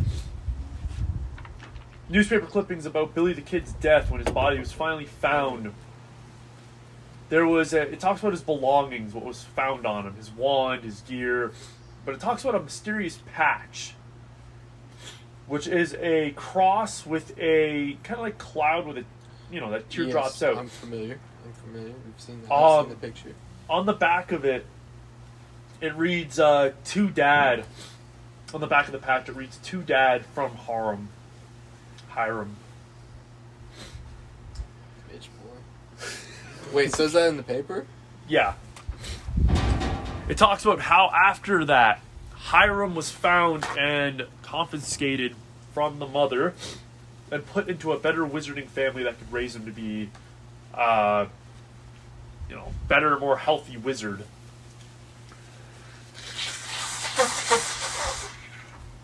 It's unsure after that if, Melvin was in the library. Sorry? Didn't know Melvin was in the library. Oh, you bitch. It's unsure if, it says it's unsure if he had any more children, any more offspring. But for the most part, no one knew who he worked for. Moving on to the Greys. A big event is talked about. One about the Brights. And how, and correct me if I'm wrong on the details, about the Brights and how one of the Brights shot down the wife? Amelia Gray. Amelia Gray. In cold blood. In front of Arthur Gray. Arturus and Arthos arrived on the scene to essentially see this happen and followed them back to their manor, in which Arturus tried to bring them to justice, but they each attacked and tried to kill Arturus and Arthos, leading to a... Right? Yeah. Leading to an event in which the family was unfortunately killed. The Bright family? The Bright family, yeah. Okay.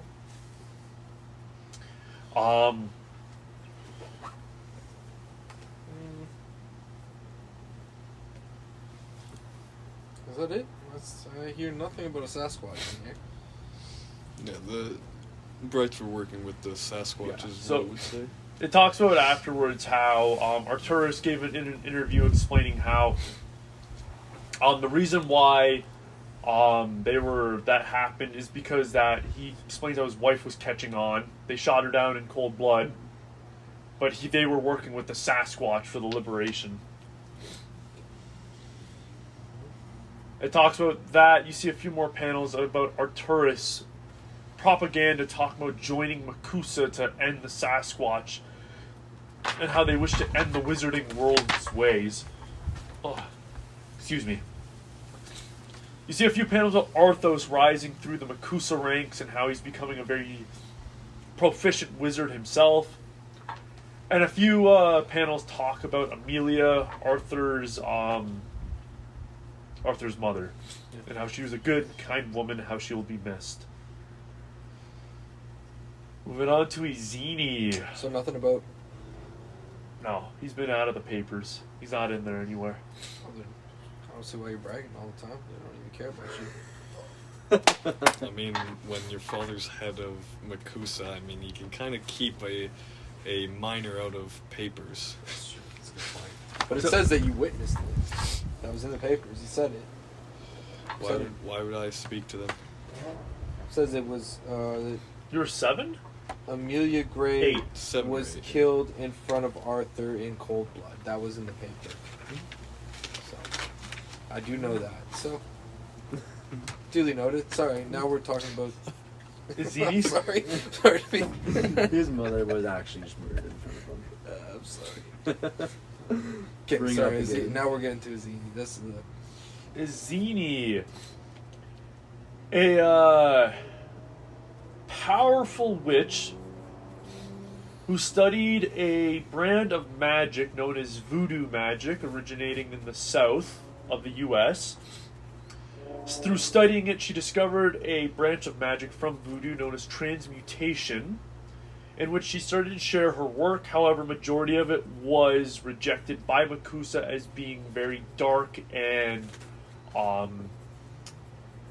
essentially like aggressive. Like it was just nothing good could come from it. It was explained that through experimentation on herself, she was able to transmutate other people's bloodlines into her own, resulting in the experiment going wrong, in which she became severely injured around her back. Bloodline into her own? What?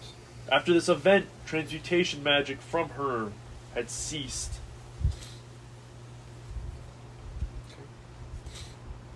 Ceased after the back thing? Yes. It's weird as shit. Okay. Is that the end of the paper? It talks about how 20 years later she applied to become the headmistress of Ilvermorny, Did they just let her? and through screening, they decided that she has truly quit her activities, and that she is more than prepared to lead the school to learn from her mistakes, to not go down the same path she did. Yeah. Okay, sure. Got a cut on my neck that says otherwise, but okay. She got a fucking vulnerable So- sector check. So that was it. 20 years later, she's headmistress. And then that's all it says on her? Yep. Oh, that's the transmutation thing. That's pretty big. That's It is pretty big. She tried to get other people's bloodline into her own, like she okay. Transmutated it. I don't even know what that means. But I'll You just want say- to look for some stuff on it? Yes, transmutation? Yeah. Let's do that. Yeah. I'm allowed. So the library's pretty big. Do you want to spend some hours looking? Hours. It would take you hours to look for this book. Can I just ask? That works for me. Yeah, I would just Yeah. ask Aaron, so it's just quick. Yeah, so you go up to Mr. Inkwood, and he says, yeah, that's not a book year one would want to read, though. It's got advanced transfiguration magic in it. Is that like? Well, the thing with transmutation is it's an advanced form of transfiguration, but it has more to do with dark magic. Well, transfiguration has to do with transfiguring, conjuring, elements as well as matter. Transmutation has more to do with organic matter, such as our biological beings. So I'm not allowed to take it out?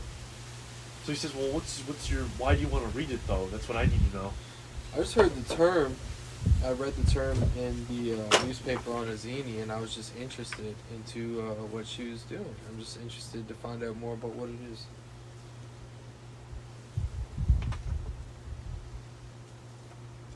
This is, and you're not lying, this is purely the reason? I just want to find out more on what it is.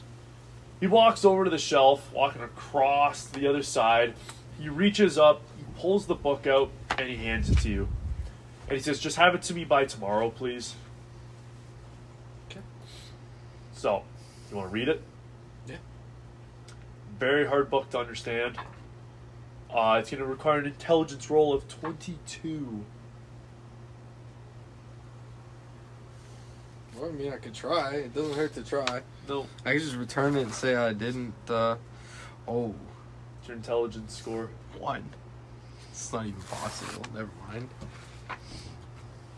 Okay, if you want to study it for the whole day, it'll lower the roll by 2. So I'd have to roll 19 or 20. Yeah. Well, maybe I might as well try, right? Wait, you're not doing dueling or... Oh wait, is Transfigurations that day? No, Transfigurations is tomorrow. It's Sunday. Yeah, with Okay, Quidditch. Then yeah, Okay, so you Let's spend get the whole day. Okay, cool. let's get it. Let's go So with roll that. now, and I'll tell you. Let's see if you succeed or not. This is your whole day activity. What you got? Need 2 new pair of shoes. What is that? Oh, 2. That's not I, thought I saw the 2. I'm like, I was that's like, 20? that's what I thought, Oh, but it wasn't. No. I didn't hit it anyway. I was just Okay. like upset. I'll get back to you, man. So, What? Am I gonna kill myself now? no, you're good. I can't understand these words. Maybe later. Getting back to the room, you guys do some more practicing. It's been decided that Keanu will be leading solo. However, you're to sub in if something happens.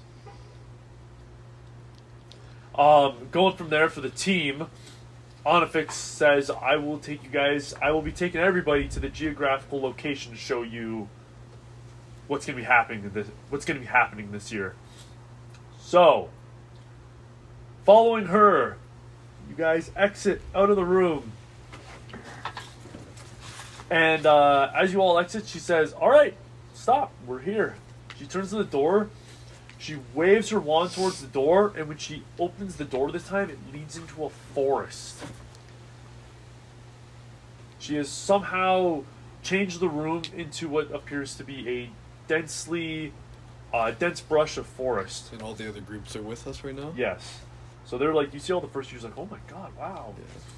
Just based on my backstory, I spent a lot of time in sort of the woods, so I want to like sort of feel familiar with the scenery. Nice. So walking around, just birch, oak wood trees. You notice though something very important with the trees.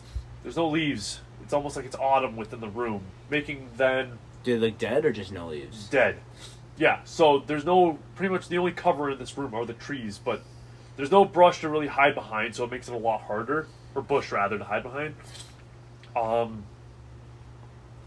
But the room appears larger than what it was before. Well, before it seemed like it was about like 30 feet in width. Not 30 feet, 60 feet in width. It's about like double now. Like almost like you're in an actual forest. Okay. Yeah, So- I'm just scouting around the area. I want to see if there's anything that sticks out for me. Yep. So she says, just get used to the forest, guys. We're not doing any exercises. Just walk around, experience it. Then when you're ready and you're done. I want to. Sorry, yeah. Your groups have been made. The first, keep practicing, learn the spells. The first, talk to your captain. The very first battle or skirmish will begin a day before Halloween. So, yeah, Oh, okay. Sounds Cool, good. cool. Yeah, I just want to. I thought we were skirmishing right now. Never mind. just tryouts. Just getting used to the area. Yeah. Okay, I'll start going around, checking it out. Yeah. 'Cause I know my house doesn't want to be with me. I would suggest to I'll check Melvin. it out. Let's try shooting some arrows at trees here. Yeah, so you do that. Do a roll. The AC of the trees. 3. Plus your spell cast. Oh, plus my. Which is 4, isn't it? But isn't that only for charms? That's the 3. It's for a ball. It's 3. Okay, so let's see how well. Melvin rolls a 14. Melvin pierces a tree. He's like, I think we'll be good. We can do this. We got this. You see Evelyn. 9 plus her 7, so she hits. Waving her wand, she yells, Bombarda, and hits a tree, causing it to crack and splinter and then collapse against the ground. Ooh, that's a cool spell. So she flicks her hair back. She's like, unfortunately, though, I can't use it. Why not? We haven't been taught it. And it's not part of the legal curriculum of the club. It doesn't seem too friendly, that's for sure. She's like, no, it can blow someone up. Can't wait to face you guys, and I want to just stare at Marcus. Is Marcus? I don't think Marcus is in the Oh, he's not? Holy shit. I just figured he was. Shit. Marcus! Where's Marcus? No, he is. Marcus, actually, funny enough, the whole trio, Evelyn, Marcus, and Gerard. So Marcus nods. He's like, I can't wait to take you down. I just want to point to my secret weapon and look at Melvin and be like, we got these guys.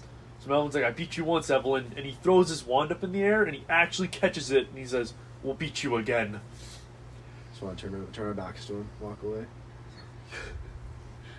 Rupert, you hear Rupert calling. He's like, they're putting up the schedule, guys. They're putting up the schedule. So he runs over to the door where you guys walked in, and you see the first battle for Halloween is against Horned Serpent. The second one is Puckwudgie. The fourth one will be against Wampai? Wampai, and then from there the victors will determine who like the final two will fight, and then the champion will be named, and that's for solo and How's there teams. 3 battles? If there's 4 houses, There's 4 battles. what is it? Like you guys are going against. Oh, that we go against those Yeah. in that order? Oh, okay. I see. I thought it was like each house. I was like, wait. Yeah. True. Nice. So is there like we just still chilling in the place? Pretty now? much, yeah. If you want to go talk to the other students, see what the other groups are like. I'll just check that and then I'll head out and see if I can catch Kiana. Because she said she was leaving, right? Yes. Who was in the other Wampus? It was Rupert and Ayana. And, And a student you haven't seen before. Kind of a shorter, bit of a pudgy guy. He's got short, spiky ginger hair. He looks at you. His eyes glare. He's like, "What are you looking at?" never heard you before. He's like, "I'm Daniel McGinnigan. Straight from Ireland, pal." Oh jeez. All right, I'll be excited to just hit you with the Segatorio.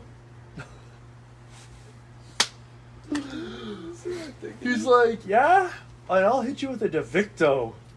No, you won't. Don't get too far ahead of yourself now. If Daniel says it, then Daniel will Devicto you." I like him, Melvin. I think he's your guy. Melvin gets really close to Daniel, and he's like, "Melvin will beat you." And then Daniel looks at me and says, "No, Daniel will beat you." So Anna's looking at them too, looks at you, and she's just like, "What the I just want to laugh at her or laugh at them, sort of with her, and be like, "What are you doing this afternoon?"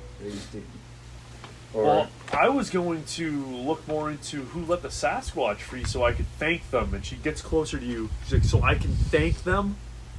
Oh, that's nice. Have fun figuring that out. Are you playing Quidditch tomorrow, or no? Is that your sport? No, she's like, "I'm trying out. I know how to ride a broom pretty well. They teach it to us within our tribe at a very young age." That's cool. I'll see you tomorrow then. She's like, "Yeah, I'll see you tomorrow." Yeah. So, oh my god. Holy shit.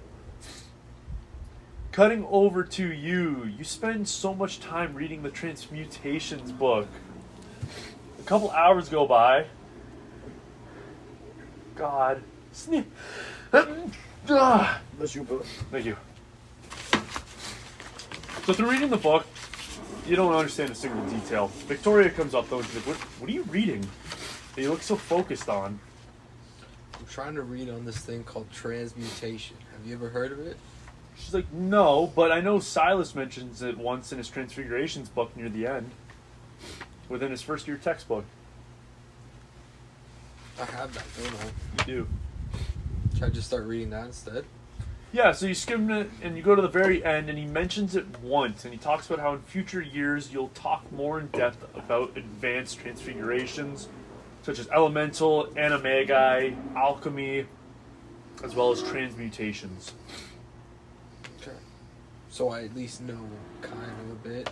Yeah, and it explains to Silas, or Victoria says to you, she's like, "I'm pretty sure Silas understands a lot of it too."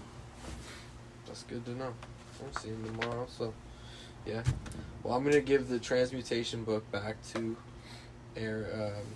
Inkwood. Say I couldn't understand it. Okay. So when you get back to him, he's like, "I didn't think you would. This is like a 7th year student book." Can't blame a guy for trying. Not at all. Good read though, once you can understand it. Maybe one day. I might come back to the book club. I might check it out. I'll spend a lot of time here. I'm gonna go. Okay. I'm gonna go and I'm gonna take a walk and I'm gonna look for Professor Lau. Okay, take a quick break here. Thank you. Okay, we're back again. Took a little break. Now we're ready to go back into it. So, the second club for today is going to be Charms. Patrice makes his way over. Charms is on the top floor in a special training room in which multiple classes have been combined into one. Like the walls have been broken down to form one large room. What floor did you say it was on? Sorry. The top floor, so floor 4.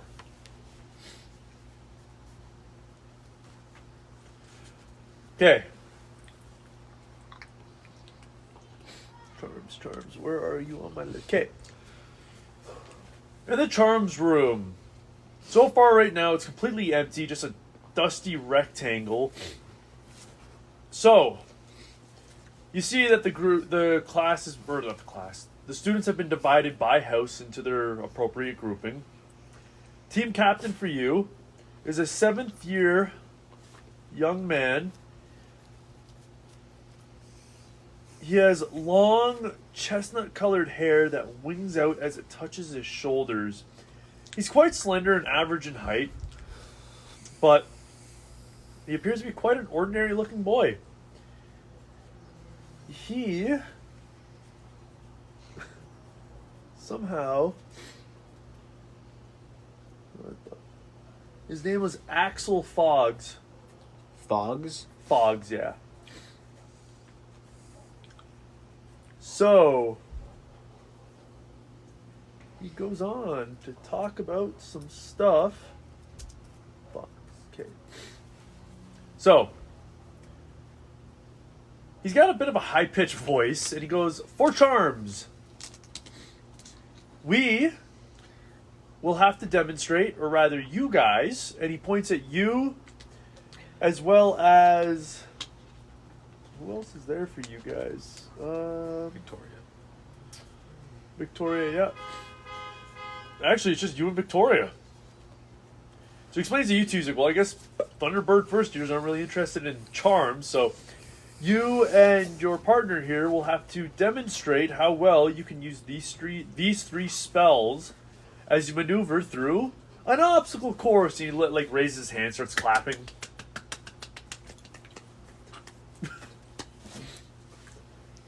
Okay. Obstacles. What the fuck? Talking about the car. Oh. I was like, what are you doing? It shit just pisses me off a little bit. Oh. And earlier David sprinkled the fucking potato chip bag. Yeah, I forgot to move that. I got my page ready. Trying to break his neck, I see. Okay. So. Yeah.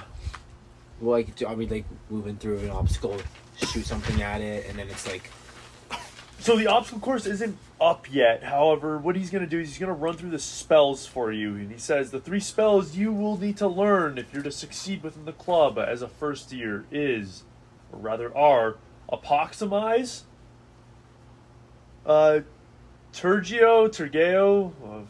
Latin, and Spongify. Tergo Yes. and Spongify. Yeah. What was the first one? Apoximize? Yep. Tergeo, I don't know, and then Spongify. Okay. So for the obstacle course, I can't tell you what it's going to look like yet, but all I know is that these 3 spells will be relevant to maneuvering through it. Learn these spells well and learn them good, because your first, the first competition for how well you demonstrate charms will be around Halloween. Thank you for joining Charms Club. We will be meeting weekly on Saturdays for meetings, so you can better show me and I can better help you learn these charms as well as actually start to get used to them. Wait, meet on Wednesdays? Saturdays.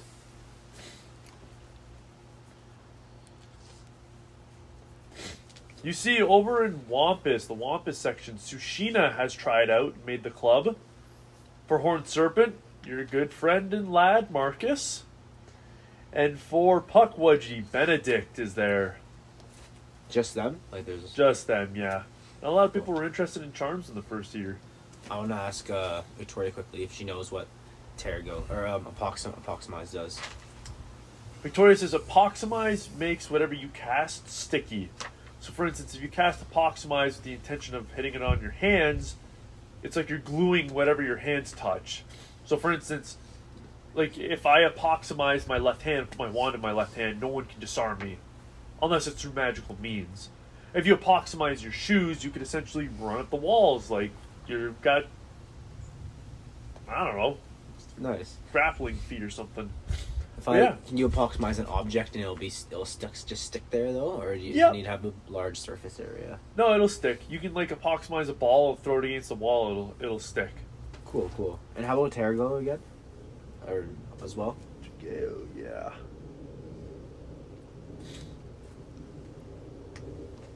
I know. I love all the airplanes and helicopters shooting sometimes. Yeah. The coughing and all that. Breathe. The siphoning charm. Oh, You siphon. choose a specific liquid. So she explains that essentially you're going to take a liquid that fits within a 5-foot cube. You're going to gather it up into a blob, and you're going to use your wand to form it into something, direct it into a new form, and shape it or animate it or make it flow somewhere else. So Tergeo is essentially allowing you to control a liquid. Ooh, that's interesting too. Yeah. So we'll be in an obstacle course. Do you know which one do you want to learn? Because I feel like we'll have to be doing it together, or will we have to go individually? So the captain speaks. He says, "You will be doing this individually. Whoever has the fastest time wins the Charms Cup for the class." Interesting. Okay. So can I work with Victoria just to like cast a spell or learn one or two? Yes. So you want to take some time to learn one of these? Yeah. Which one do you want to learn? Tergeo. Okay. No, actually, Apoxmize. Okay. Maximize, I have written as a... Do you know how long this stick lasts for, actually? Yeah, I will tell you.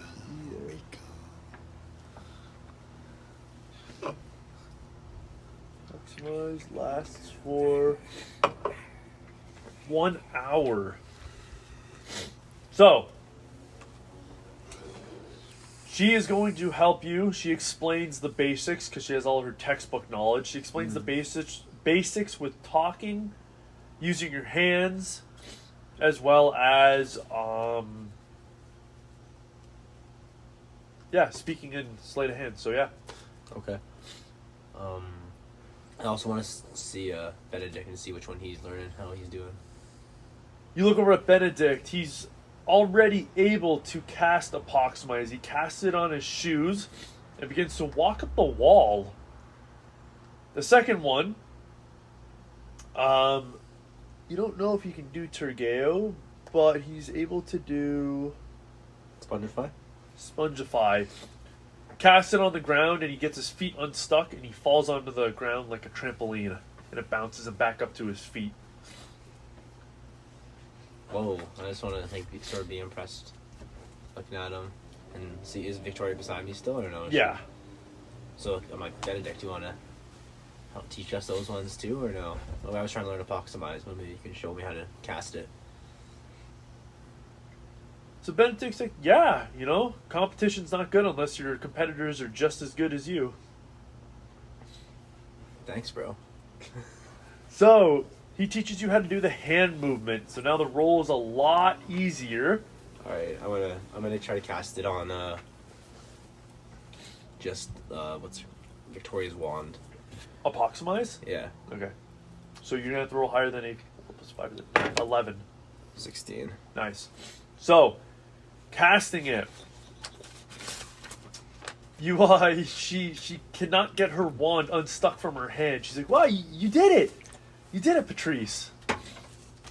No, yeah, I want to get her to try it on me. Okay, roll a d24. You got it. That's a 10. Yeah, so she's good. So, casting it, she casts it on you, and your wand is now stuck to your hand. That's cool. That's funny. I was just trying to drop it. I can't do it. So you're just doing this, and it's not getting unstuck. I want to go talk to Axel now, and see like what spells he used to use for his obstacle course. What he's doing. So Axel says, as team captain, I will not be doing any spells for you guys. So you guys will have to run the obstacle course on your own. Or do you mean for his year? For his year, yeah, like what he's Oh, learned. yeah. Nice. So spells... So he says these are spells way advanced. Things you'll learn in your 7th year. But he tells you... Where is it? He will be learning... Or he will be using... Where is it? For his, it's a lot more complicated as there's actually things being thrown at him. He has to learn Protego Totalum, as well as Salvio Hexia, and Repello. Where is it? No. Oh, and Pierre Totem Locomotor. A lot of things to do with shielding and That's crazy. stunning. Yes. Can I ask you if there's any a second year spell or something that could give us a slight advantage in the course that he could teach to Victoria and I, and I'll invite Benedict as well over. So he says there is, however, you won't be allowed to use it in the obstacle course. These 3 spells, these 3 spells were chosen to test first year students specifically. So right now, I want Patrice to be like, he's thinking about flashes of Arthur being like, just win for your team or like get the points. Okay. So I'm like, that's my motivation right now, and I'm telling Victoria like those are sound cool, but let's try to go focus on Spongify. Dirty. I love it. Victoria says sounds good. Let's get it done. So Benedict asks, would you guys want more help? Yeah, I'd love some Benedict. Dirty. Unless do you want to try to learn Tergeo together? He says, no, I will teach you guys Spongify, and then we'll go learn Tergeo. All right, cool. So, roll that D20, or higher than 11. 2. No. And then let's see if Victoria has a hard time. Yeah, roll for it. She has a 20. Dirty. Victoria has an easy time with Tergeo. There's Spongify. Or Spongify, I mean, sorry. She Spongifies the ground and starts to jump on it. She's like, oh, that was an easy one to learn. So Benedict says to you, he's like, you'll get it, man. Don't worry, you'll get it. Thanks, Benedict. So let's go try Tergeo.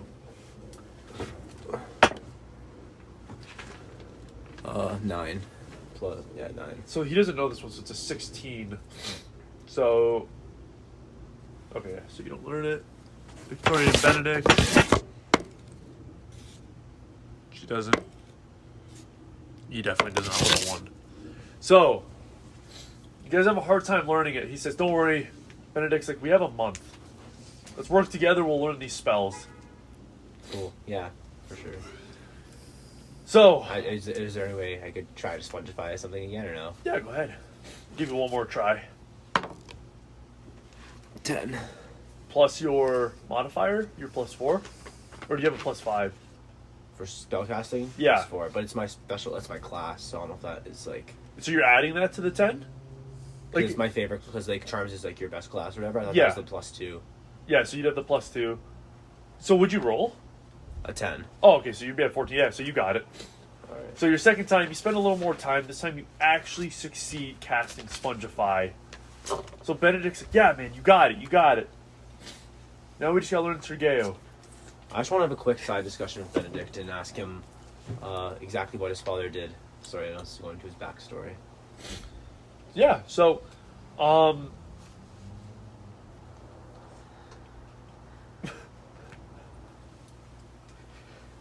so,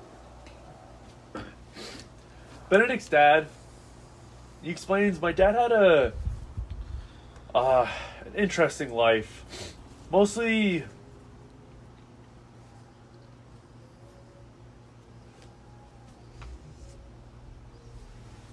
I'm trying to remember this shit on top of my head, but it's not coming to me.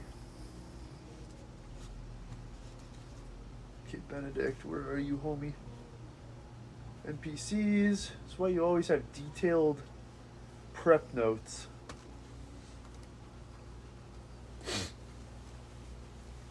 Benedict says, my dad kind of more so kept to himself. And don't get me wrong, he was always there for me when I needed him as I grew up, but after my mom kept leaving, he just kind of became more reclusive. What was your dad like? I liked living with my dad, growing up with him, although I spent more time in the woods. That's what he was always in the house cooking and having to maintain the fields and the crops, so I was out there more than in the house, but we just worked together, and he sort of kept me secluded. He didn't want me known in this town that we're from. Oh, so yeah, it's like, why? Was your dad scared of them figuring out you had magic? No, he wasn't as scared of the magic as he sort of wanted to keep his own name on the down low, and he was going sort of by a different identity in the new place, just because he ran away from where he was from initially. But yeah, he just didn't want to expose me, because he just for my safety. I've always been afraid of strangers too. That's something he taught me to do. Oh, so Benedict, he looks at you, he's like, why are you afraid of strangers? I don't know. That's just something my dad accustomed to me. He never had me going into the market with him. So Well, he's like, I always see you talking to your housemates very nicely. You know, I think you would have made a good puckwudgie. I know I like the puckwudgies. I think you're. Like, are you guys really close with all the puckwudgies here or no? So he nods. We are. We're all very close. We actually hold group meetings every day. Really? Yeah, we just ask each other how our days were. That's cool. Why? Do you not have that at your house? Nothing like I that. thought he meant like the actual puckwudgies. Did you mean the actual puckwudgies? Yeah, I meant the actual puckwudgies. Like the house? Like the guards. Oh, sorry. So what was the Is that question? what you meant? Yeah, I meant the actual puckwudgies. Oh, sorry. Say the question again. Like, are you close with the security puckwudgies? Oh, so he says no. No, we're just named after them because of the bond they had with Isolt. That's true. I don't know if there's like some sort of internal connection there as well. So he says, no, we have met a lot of them though. Like I think because we are named after their house, we got to meet a lot of key figures that were Puckwudgie. Nice. Why? No, I think they're pretty cool. I feel like they're getting not too happy right now, and I feel like they're getting wrong done. So Benedict says, he's like, I can't blame them. Akusa just came in and tried to change their whole routine. Yeah. So I know Thorne's been very upset about it. Yeah, it's interesting to see how much more strict we're gonna be with exploring our world too. You know. So Benedict says, who knows? Maybe something good will come from it. Let me know if you ever want to explore the Brightwood sometime, Benedict. You seem like you'd be cool out there to go journey with. Benedict says, I would really much like that. How do we get into the Brightwood, though? Like, you just want to go off the campus? Yeah, maybe one day we'll go for a walk. We should take Ayana too. I think that she'd be good out there. Cool. So Benedict says, he's like, yeah, that'd be very cool. Let's do it. All right, some later time though. I want to just keep on working with these spells. See what Victoria's up to. So you just see Victoria's just flipping through her book, trying to get more insight on this spell. Dude, who's from? Oh, it's Marcus, right? Marcus. I'm not going to talk to him at all. I'm staying completely away from Marcus. But yeah, and then is there a lot more time left in the class or what? Like, The club meeting's pretty much over, but you can go back to the dormitories and practice. yeah, I'm going to go back to the dormitory. I do feel sort of gassed. It was a long day. Okay, cool. So you don't want to practice anymore? Oh, I thought you meant practice in the. Oh yeah, dormitory. practice in the dormitory. Yeah, Yeah. okay, yeah, you're good. Okay, yeah, so you go do that. Okay. Cutting over to Finn. You make your way towards Professor Lau's office. Is it the same as the History of Magic Yes, room? Okay, yeah. good. Just So- answered. On your way there, you see that the door is slightly ajar and you hear voices coming from her room. Can I hear the voices? They're very difficult to make out. It sounds like they're whispering, but you can do a perception roll, see how much you pick up on. So far. This is so far away. It's so far away. I literally just wrote One. away. So if you Not- want to get closer, you got to do a stealth roll, and you can hear them better. Okay, I'm gonna do stealth roll then. 12 plus 5, 17. Nice. You step closer, crouching down slightly so that your feet are muffled. As you get closer to the room, you hear Professor Lau arguing with her daughter Sushina. Sushina says, "Mom, did you do it? Did you release the Sasquatch?" You hear the mom say very irritatedly, she's like, "No, I didn't, Sushina. After you told me how Ayana was planning to do that, I was worried, and Krogas had told me that one of your classmates had told him. However, he didn't say who it was. But I did do something." And she crouches down. She's like, "But you need to keep this between us, okay?" As she's about to speak, you hear behind you. Fucking damn it. It's the fucking creature. They're behind you, and there's like a humanoid fox. He's only about 2.5, 3 feet tall. But he's standing on his hind legs, and he's looking at you. His head's kind of like this, and he's making that clicking noise. It's just a humanoid fox. I don't know what I could do with that. Like, I mean, clearly I can't understand it. It looks like an animal to me. Yeah. So you just look at it. I just look at it. I just imagine perfectly, you're like listening into a room, you hear clicking, you're like, this thing's just standing there, just like. Like, I mean, if the door's open, if that's where he's going.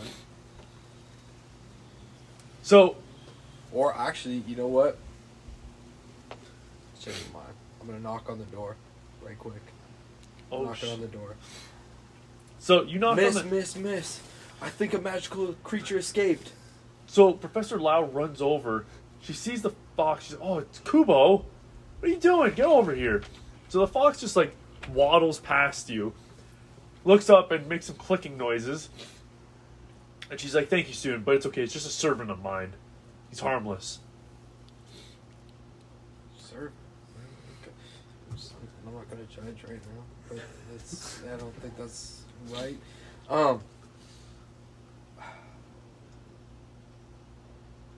What do you mean servant? So she says, back in Japan, these magical creatures. She looks down at them, and she's like, "These."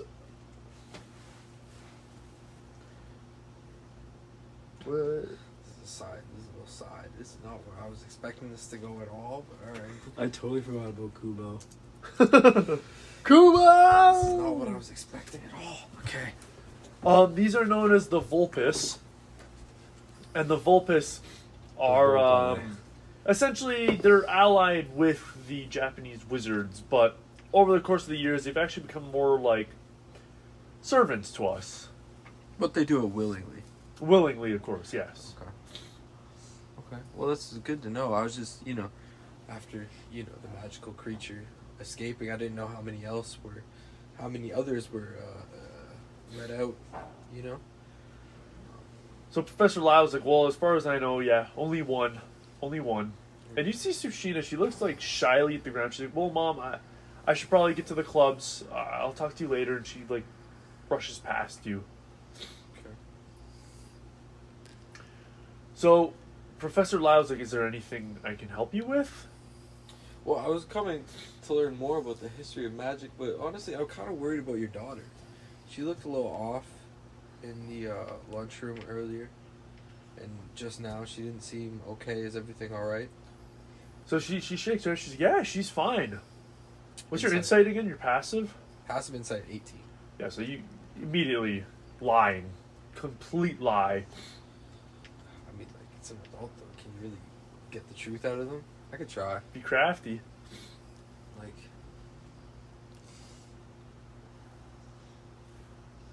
are you really sure? Because, like, when we found out the Sasquatch was released, it's like she looked really off. And I heard you kind of discussing earlier. I didn't hear what you guys were saying, but you were kind of talking, and she didn't seem happy. Ah, persuasion roll? That's persuasion? Really?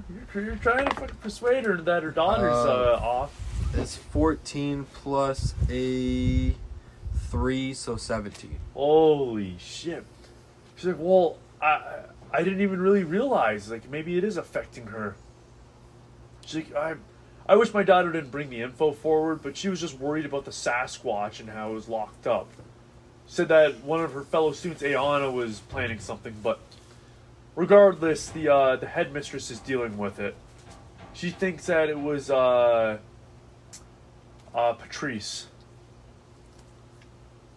No, I already know he's innocent, right? Like, we've already... Yeah. Well, miss, I know it wasn't Patrice. I was with him. I saw him in the dorm. We know he didn't do it. Who do you think did it? You notice she's got some sweat coming down her forehead. So she says, student, I'm done with this conversation. get to your club or go do your Do homework. I need to do insight roll on this, or she's just like done? You can do an insight roll. Okay. Might as well. While I'm here. 7 plus 8. 15, dirty again on the dot. She is hiding something, and you are on the verge of getting the truth from her. But she's definitely done with the conversation. So maybe there's someone else who isn't done with the conversation. Is there anyone around? No, Like- but her daughter just left. Okay, true. Good point. Okay, miss, well, if you really don't, I'm sorry to bother you. I was just wanting to learn about the history. I got caught up. Maybe I'll come back another time. Okay, yeah. So she nods. She's like, "Yeah, that's fine. I'll talk to you later." I'm gonna go catch up with Sushina. I'm gonna try to. Yeah. So you run down the hallway, you're running around the corner. You see Sushina going up the steps leading into the ground floor. Hey, you alright? So she looks back very shyly. She puts her head down. She nods. She's like, "Yeah, I'm fine." Listen, I know you're not. Your mother just told me you're not. She said something's bothering you, so just tell me what it is. I'm worried. Is this a deception roll? Because the mom didn't really say she had anything wrong with her. Oh, true. That's right. So you're I lying. I said something wrong. Give me a My bad. deception roll, I sir. guess I already said it. I have to. 13 plus a 3. Oh my 16. god, he's on fire. Okay. She's like, well, if my mom's worried, I guess, she sent you to me because I can trust you. Well, Finn, Ayana was worried about the Sasquatch, so my mom helped me free her, or free him rather. I didn't free him though, Kiana did. Kiana? So she says, yeah, my mom didn't mention that? No, she didn't. She didn't mention anything about Kiana. She just said she was worried about you. So she kind of looks at the ground. She's like, well, my mom said she saw her making her way towards the door, and the Puckwudgie let her in.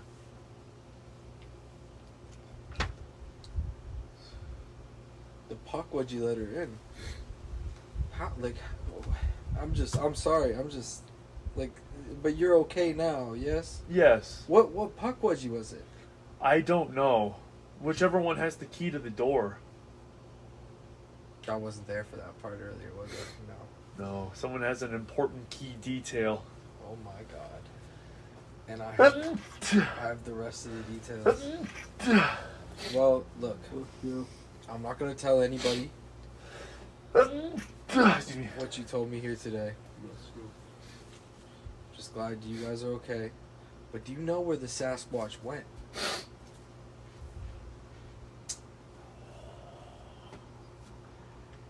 Sushina says, I think I have an idea. Do you want me to show you? Sure. Sushina takes you up to the... Wait, can I do an insight? She's not trying to fuck with me right No, you're past... No, you're good. Okay, fuck. Taking you up to the second Fuck floor, to the foundry where the wands are made. The doors are locked. There's a Puckwudgie out front.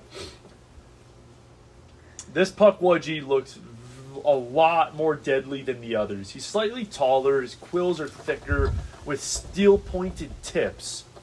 He's got a cutlass embroidered with golden designs. And he carries himself a lot more sternly than the others.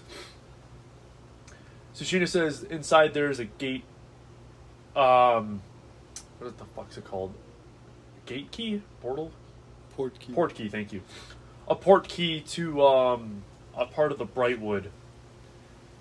As far as I know, Kiana let him through here and out. Through the port key. Wow.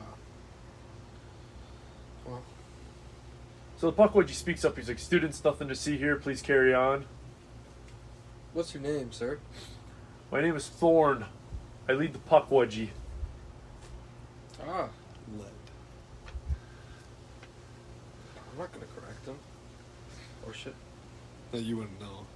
I think I've heard that Arthos is there doing it though. Yeah. I ain't trying to ruffle feathers though. You're doing a great job, sir. He's like, yeah, it doesn't feel like it.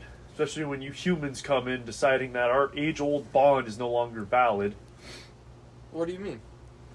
He's like, we made a deal, William made a deal with Isolt that we would protect the students of this school. And now, it's being taken away from us. Or rather, we being trained to become soldiers for a war we didn't agree to fight in. It's not part of our bond. Well, who's forcing you to do this? Makusa. Arthos. Those dirty greys. Those dirty grays is right. You know what? You're alright. It's okay. It'll get better. I think you guys should be in charge. Hopefully, we'll get back to normal. Fuck them grays. That's a side note. So the Pukwudgie nods. He's like, that's right. As he lifts his hand from his cutlass, you see the keys dangling from his belt. You're trying to bait me. I already know you are. Just giving you a little You're detail. trying to bait me. You're trying to bait me so hard.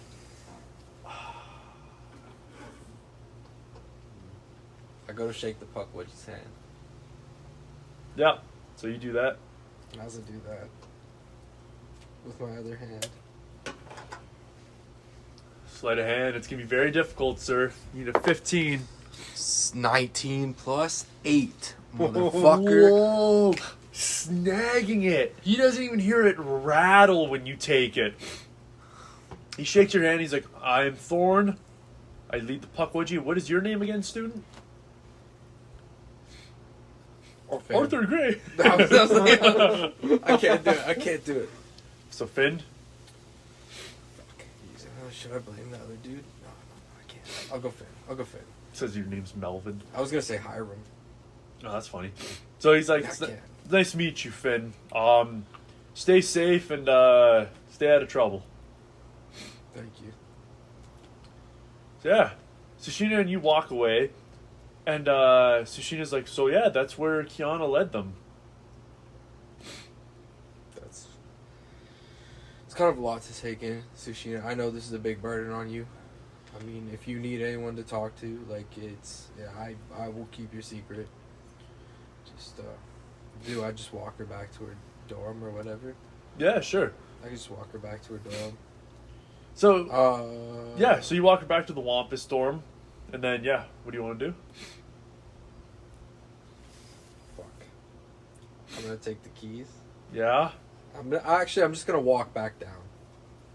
Down where? Down to The Magizoology? Yeah.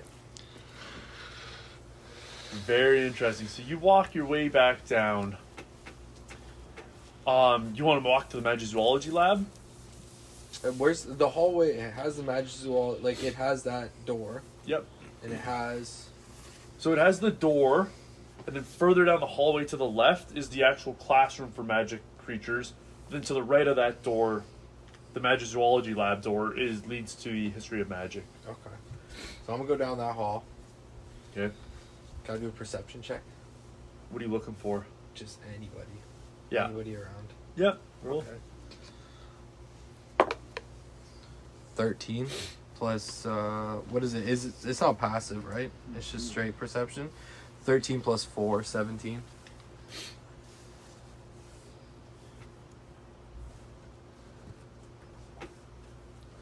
So you scan your area. You scan your area. No one is around you. You are clear to get in this room. What room? You going to the Magizoology room or no? No. Oh, sorry. Yeah. Where are I'm you just then? I'm just checking the key. Oh yeah. So yeah, you're good. No one's around you. You check the key. Click. It works. Yeah. I lock it back up. I just need to confirm. What the fuck am I gonna do with these goddamn keys? How many other keys are on there? There's 4 more on there. And I have no idea what they are. You have no idea what those other 4 do. But they unlock something. But are these other rooms open? What other rooms? Like the history of magic room? It's locked.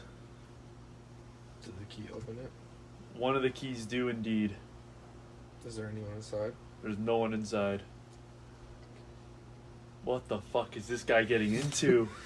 We going too deep in the rabbit hole. Okay. I'm gonna open up the secret room. If the keys do it. What the fuck? Does you, it? Does you it? try the keys, one of them unlocks it. Do I need to do another perception check, or am I still good?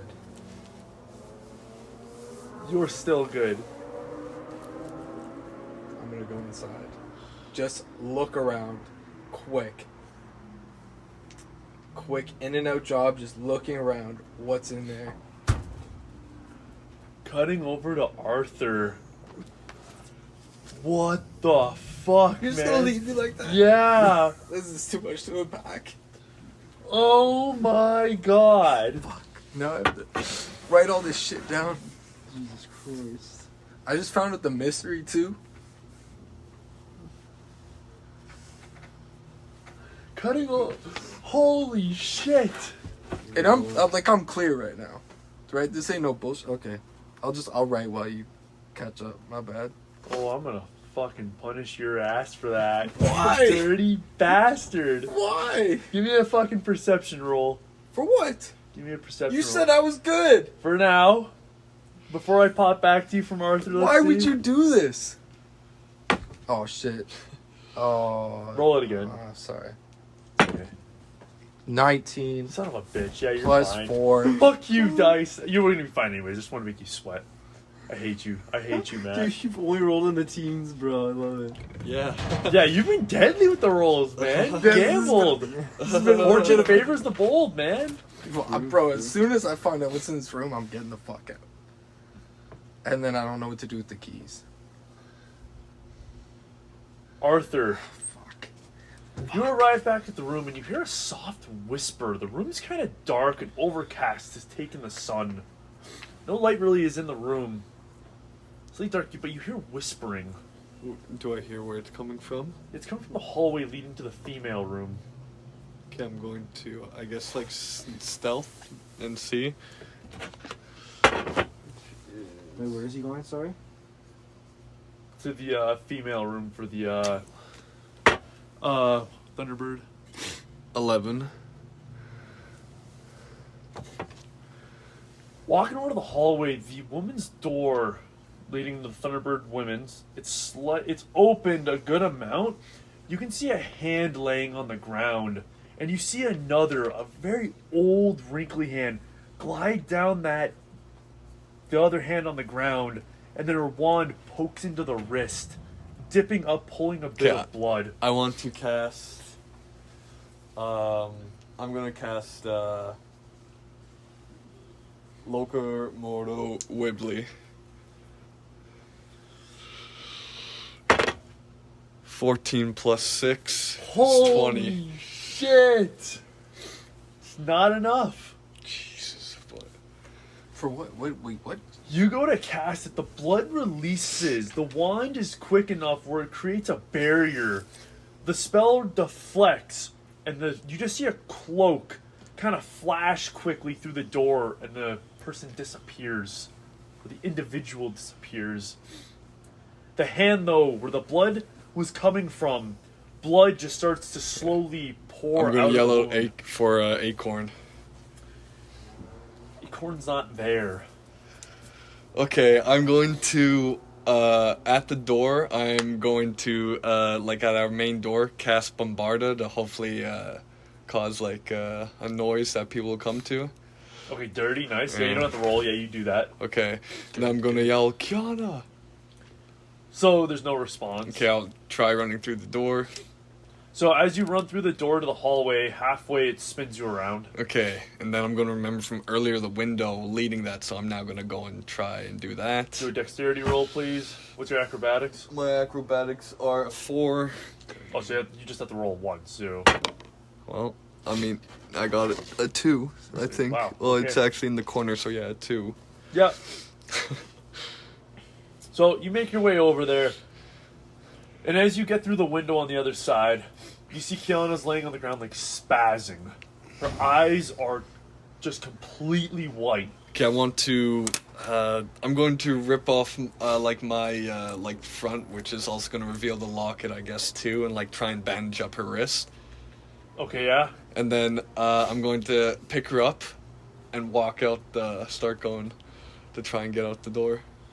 Wow. So you start moving. The door pushes you forward, and you keep passing through the corridor. And I'm just going to start saying, "Help! Help!" As you get there, Acorn and a few other Puckwudgie are at the door. They see what happens. They quickly grab Kiana from you and start to book it. No, I'm running with them. You're like running I'm with them? Yeah. You run with them. The Puckwudgie round the corner, and you hear one word from Kiana's mouth, two words, and it's, "He's here." Cutting over. Go fuck yourself, you In. piece of shit. Fuck. In the room, Fuck. in the room, you see something unbelievable. It's an entrance to something, a crypt of some sort. There's tables laid about. They have nothing on them. Wait, that's all that's in there is an entrance? Entranceway to somewhere.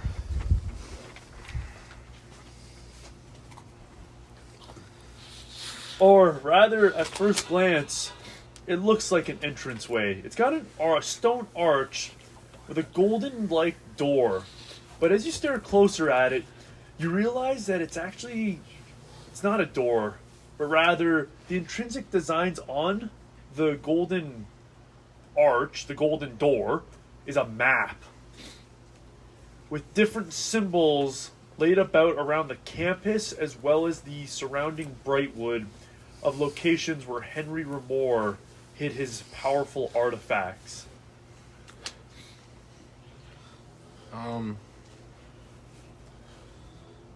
Obviously I'm not going to be there long. But if I see this, am I able to remember it?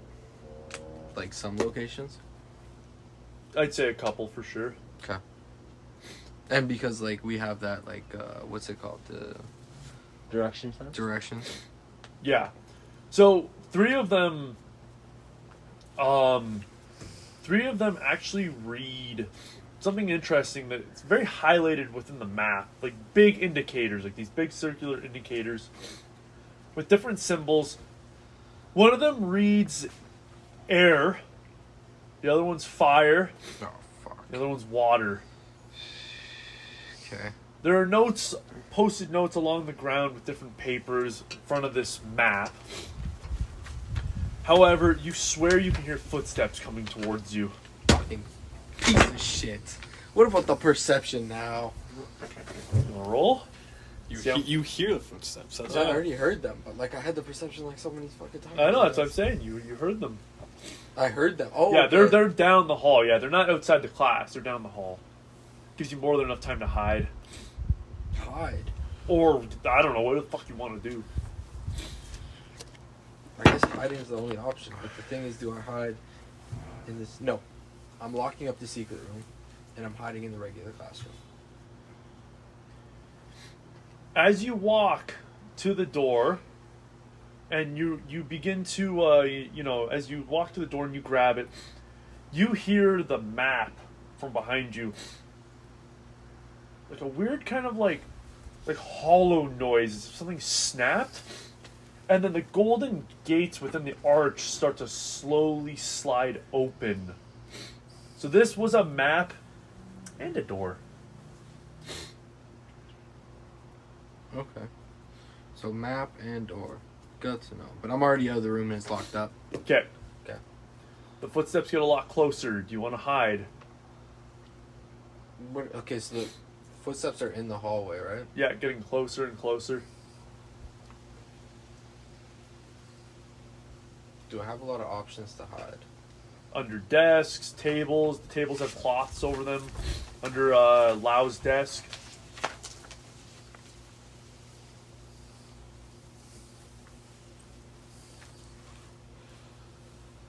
I'm just in the moment, you're thinking, okay, this is probably Lau coming back. So no matter what, you're fucked. What do you want to do?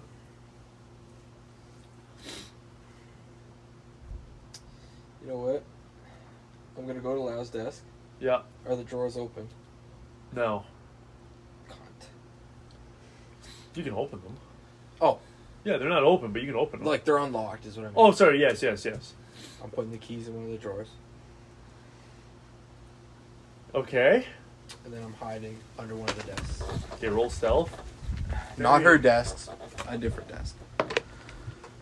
2 plus 5, so 7. Not good.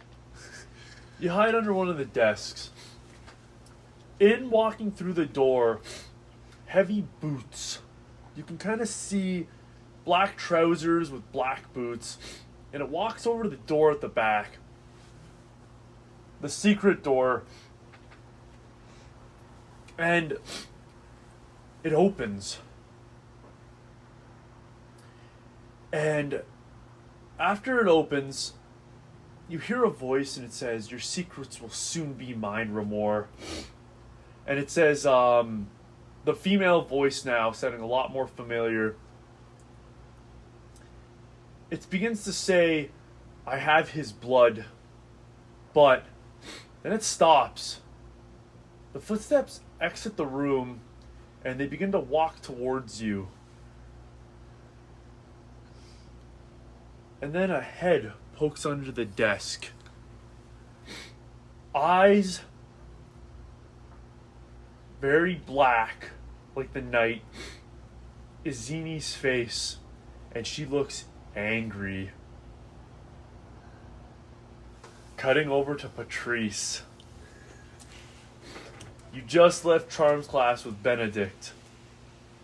And, no, you went to the door, back to your dormitory, right, to practice? Yeah. You're there. As you're moving your way over there, Puckwudgie are pushing past you. You hear a freaking loud noise come from the dormitory, and Puckwudgie start running past you. I'm gonna go check out what it is as well. Yeah. So you head over to check it out, and you see Kiana being held by a Puckwudgie running I'd past like to you. say I'm still holding Yeah. her. I ain't trusting no one. Oh, Like, you're still no. holding her? Yeah. So Arthur's running past you, holding Kiana with Puckwudgie behind him. I'm just really confused. I want to follow them to the infirmary, I'm guessing. So you continue to follow to the infirmary, where Kiana's laid down. The Puckwudgie begin to do some work, trying to bandage up her wrists better. And Is there, Acorn, is there any Puckwudgie in excess? Or no, is there a lot of them? there's a good like 10 in this room now. I'm gonna ask one of them who the healer is at the school. So they say she's currently away right now. Because, they didn't think so many students would be injured within the first 2 weeks. So Okay. they start to do work, and they're like, well, we need a Zini. She's the next best healer. So one of the Puckwudgies say, I'll go find her. Alright, I'll come with you. So yeah. So, I'm just gonna sit I'm just standing silent over the bed and everything, just gripping this side of the bed, fucking fuming a bit too now. Yeah. you run with the Puckwudgie. They look around, they hear someone says, I think I heard a Zini, or I saw a Zini heading towards History of Magic. You guys run down there. The many footsteps rushing towards History of Magic. As you enter the room, Finn is in there with his Zini. His Zini looks very upset. Her head snaps towards you guys. And she says, in a very kind voice, what is it, students? Kiana needs your help right now. Finn, you should come too. So she looks over at Finn. She says, yes, Finn, we should go. Yeah, of course. Kiana needs our help. So, you guys make your way back to Kiana. She pushes the Puckwudgie out of the way. She looks at the wrist. She says, okay, I want everyone to please leave the room. I will deal with this. Can I see if I notice any, her hand? Or even her wand? Ah, nice. Okay, investigation. Because that's what I saw. I saw an old... Yeah. Yeah, do an investigation roll. Investigation is a 20 altogether. There's no blood on her wand. Not a single trace. That's not of what blood. I'm looking for. I know what the wand looks like and her hand looks like. I saw what I saw. Was it not her hand? You said the wand and the You hand. That's dirty what I son saw. of a bitch. That's what I'm looking for. It was the same wand. Yeah. I'm going to turn around when I hear that, and I'm going to then see that. I'm going to take out my wand, and I'm standing beside the countess, but I'm like, that same wand I just saw do this to her. Not saying it's you, but until my brother or more authority is here, I'm not leaving the room. Wow. If Arthur's not leaving, I'm not leaving as well. Where am I at in this? You're in the room. Who else is in the room? Victoria stands with Yeah. you guys. I'm gonna say, like, right there, I'm like, no one touches my housemate. Hold the fuck up. Hold the fuck up. Where the fuck was the other guy that was in the room? That was in History of Magic room. Where was he at? Did he leave? Wait, what? You said heavy boots. There was a man. No, that was voice and a Izini. woman's voice. I thought there was a man and a woman. Or is it just her? I thought there was two. No, there was two. Okay, where'd the man go? Did no one else see him when they all walked in the room? I wasn't there. No. He No one was- of us- he wasn't in the room with you guys. Yeah, because the guy came in first, right? Well, yeah. So what When, happened? when the Puckwudgie came. Okay, so the guy. They just wanted- wanted a zini. Okay, so the guy, like, he could have been in the room. Anyone would have saw him. No, he might have been in the secret room. Oh, okay. Yeah, I didn't know they had time to close that door. All right. They didn't close that door. That was just a question. So it's just our house is in this room. And the few Puckwudgie. And a few Puckwudgie. And what are the Puckwudgie saying during this stand? Can I look around? Yeah, and see what I'm like? literally standing there. Can I Like, do? They Can I look do? shocked. Oh, they're okay. They're They're shocked. genuinely shocked. One of the Puckwudgie Acorn like, students, you can be expelled for this. Put your wands down. Can I do it? Like, Yeah, I'm- obviously, I know he's not lying. I'll Yeah. sheath my wand. I don't want to. no, my one's still. I'm just like, it's worth the risk. I'm pointing. I'm like, I'm not repeating myself. I saw what I saw. Wow. Can I look to the Puckwudgie and say he's not lying? In that moment, you hear those same heavy boots step into the room. A deep voice speaks with authority, and he says, Izini, what is happening here? When you all look over, you see it's the famous Arturus Gray. And we end it there.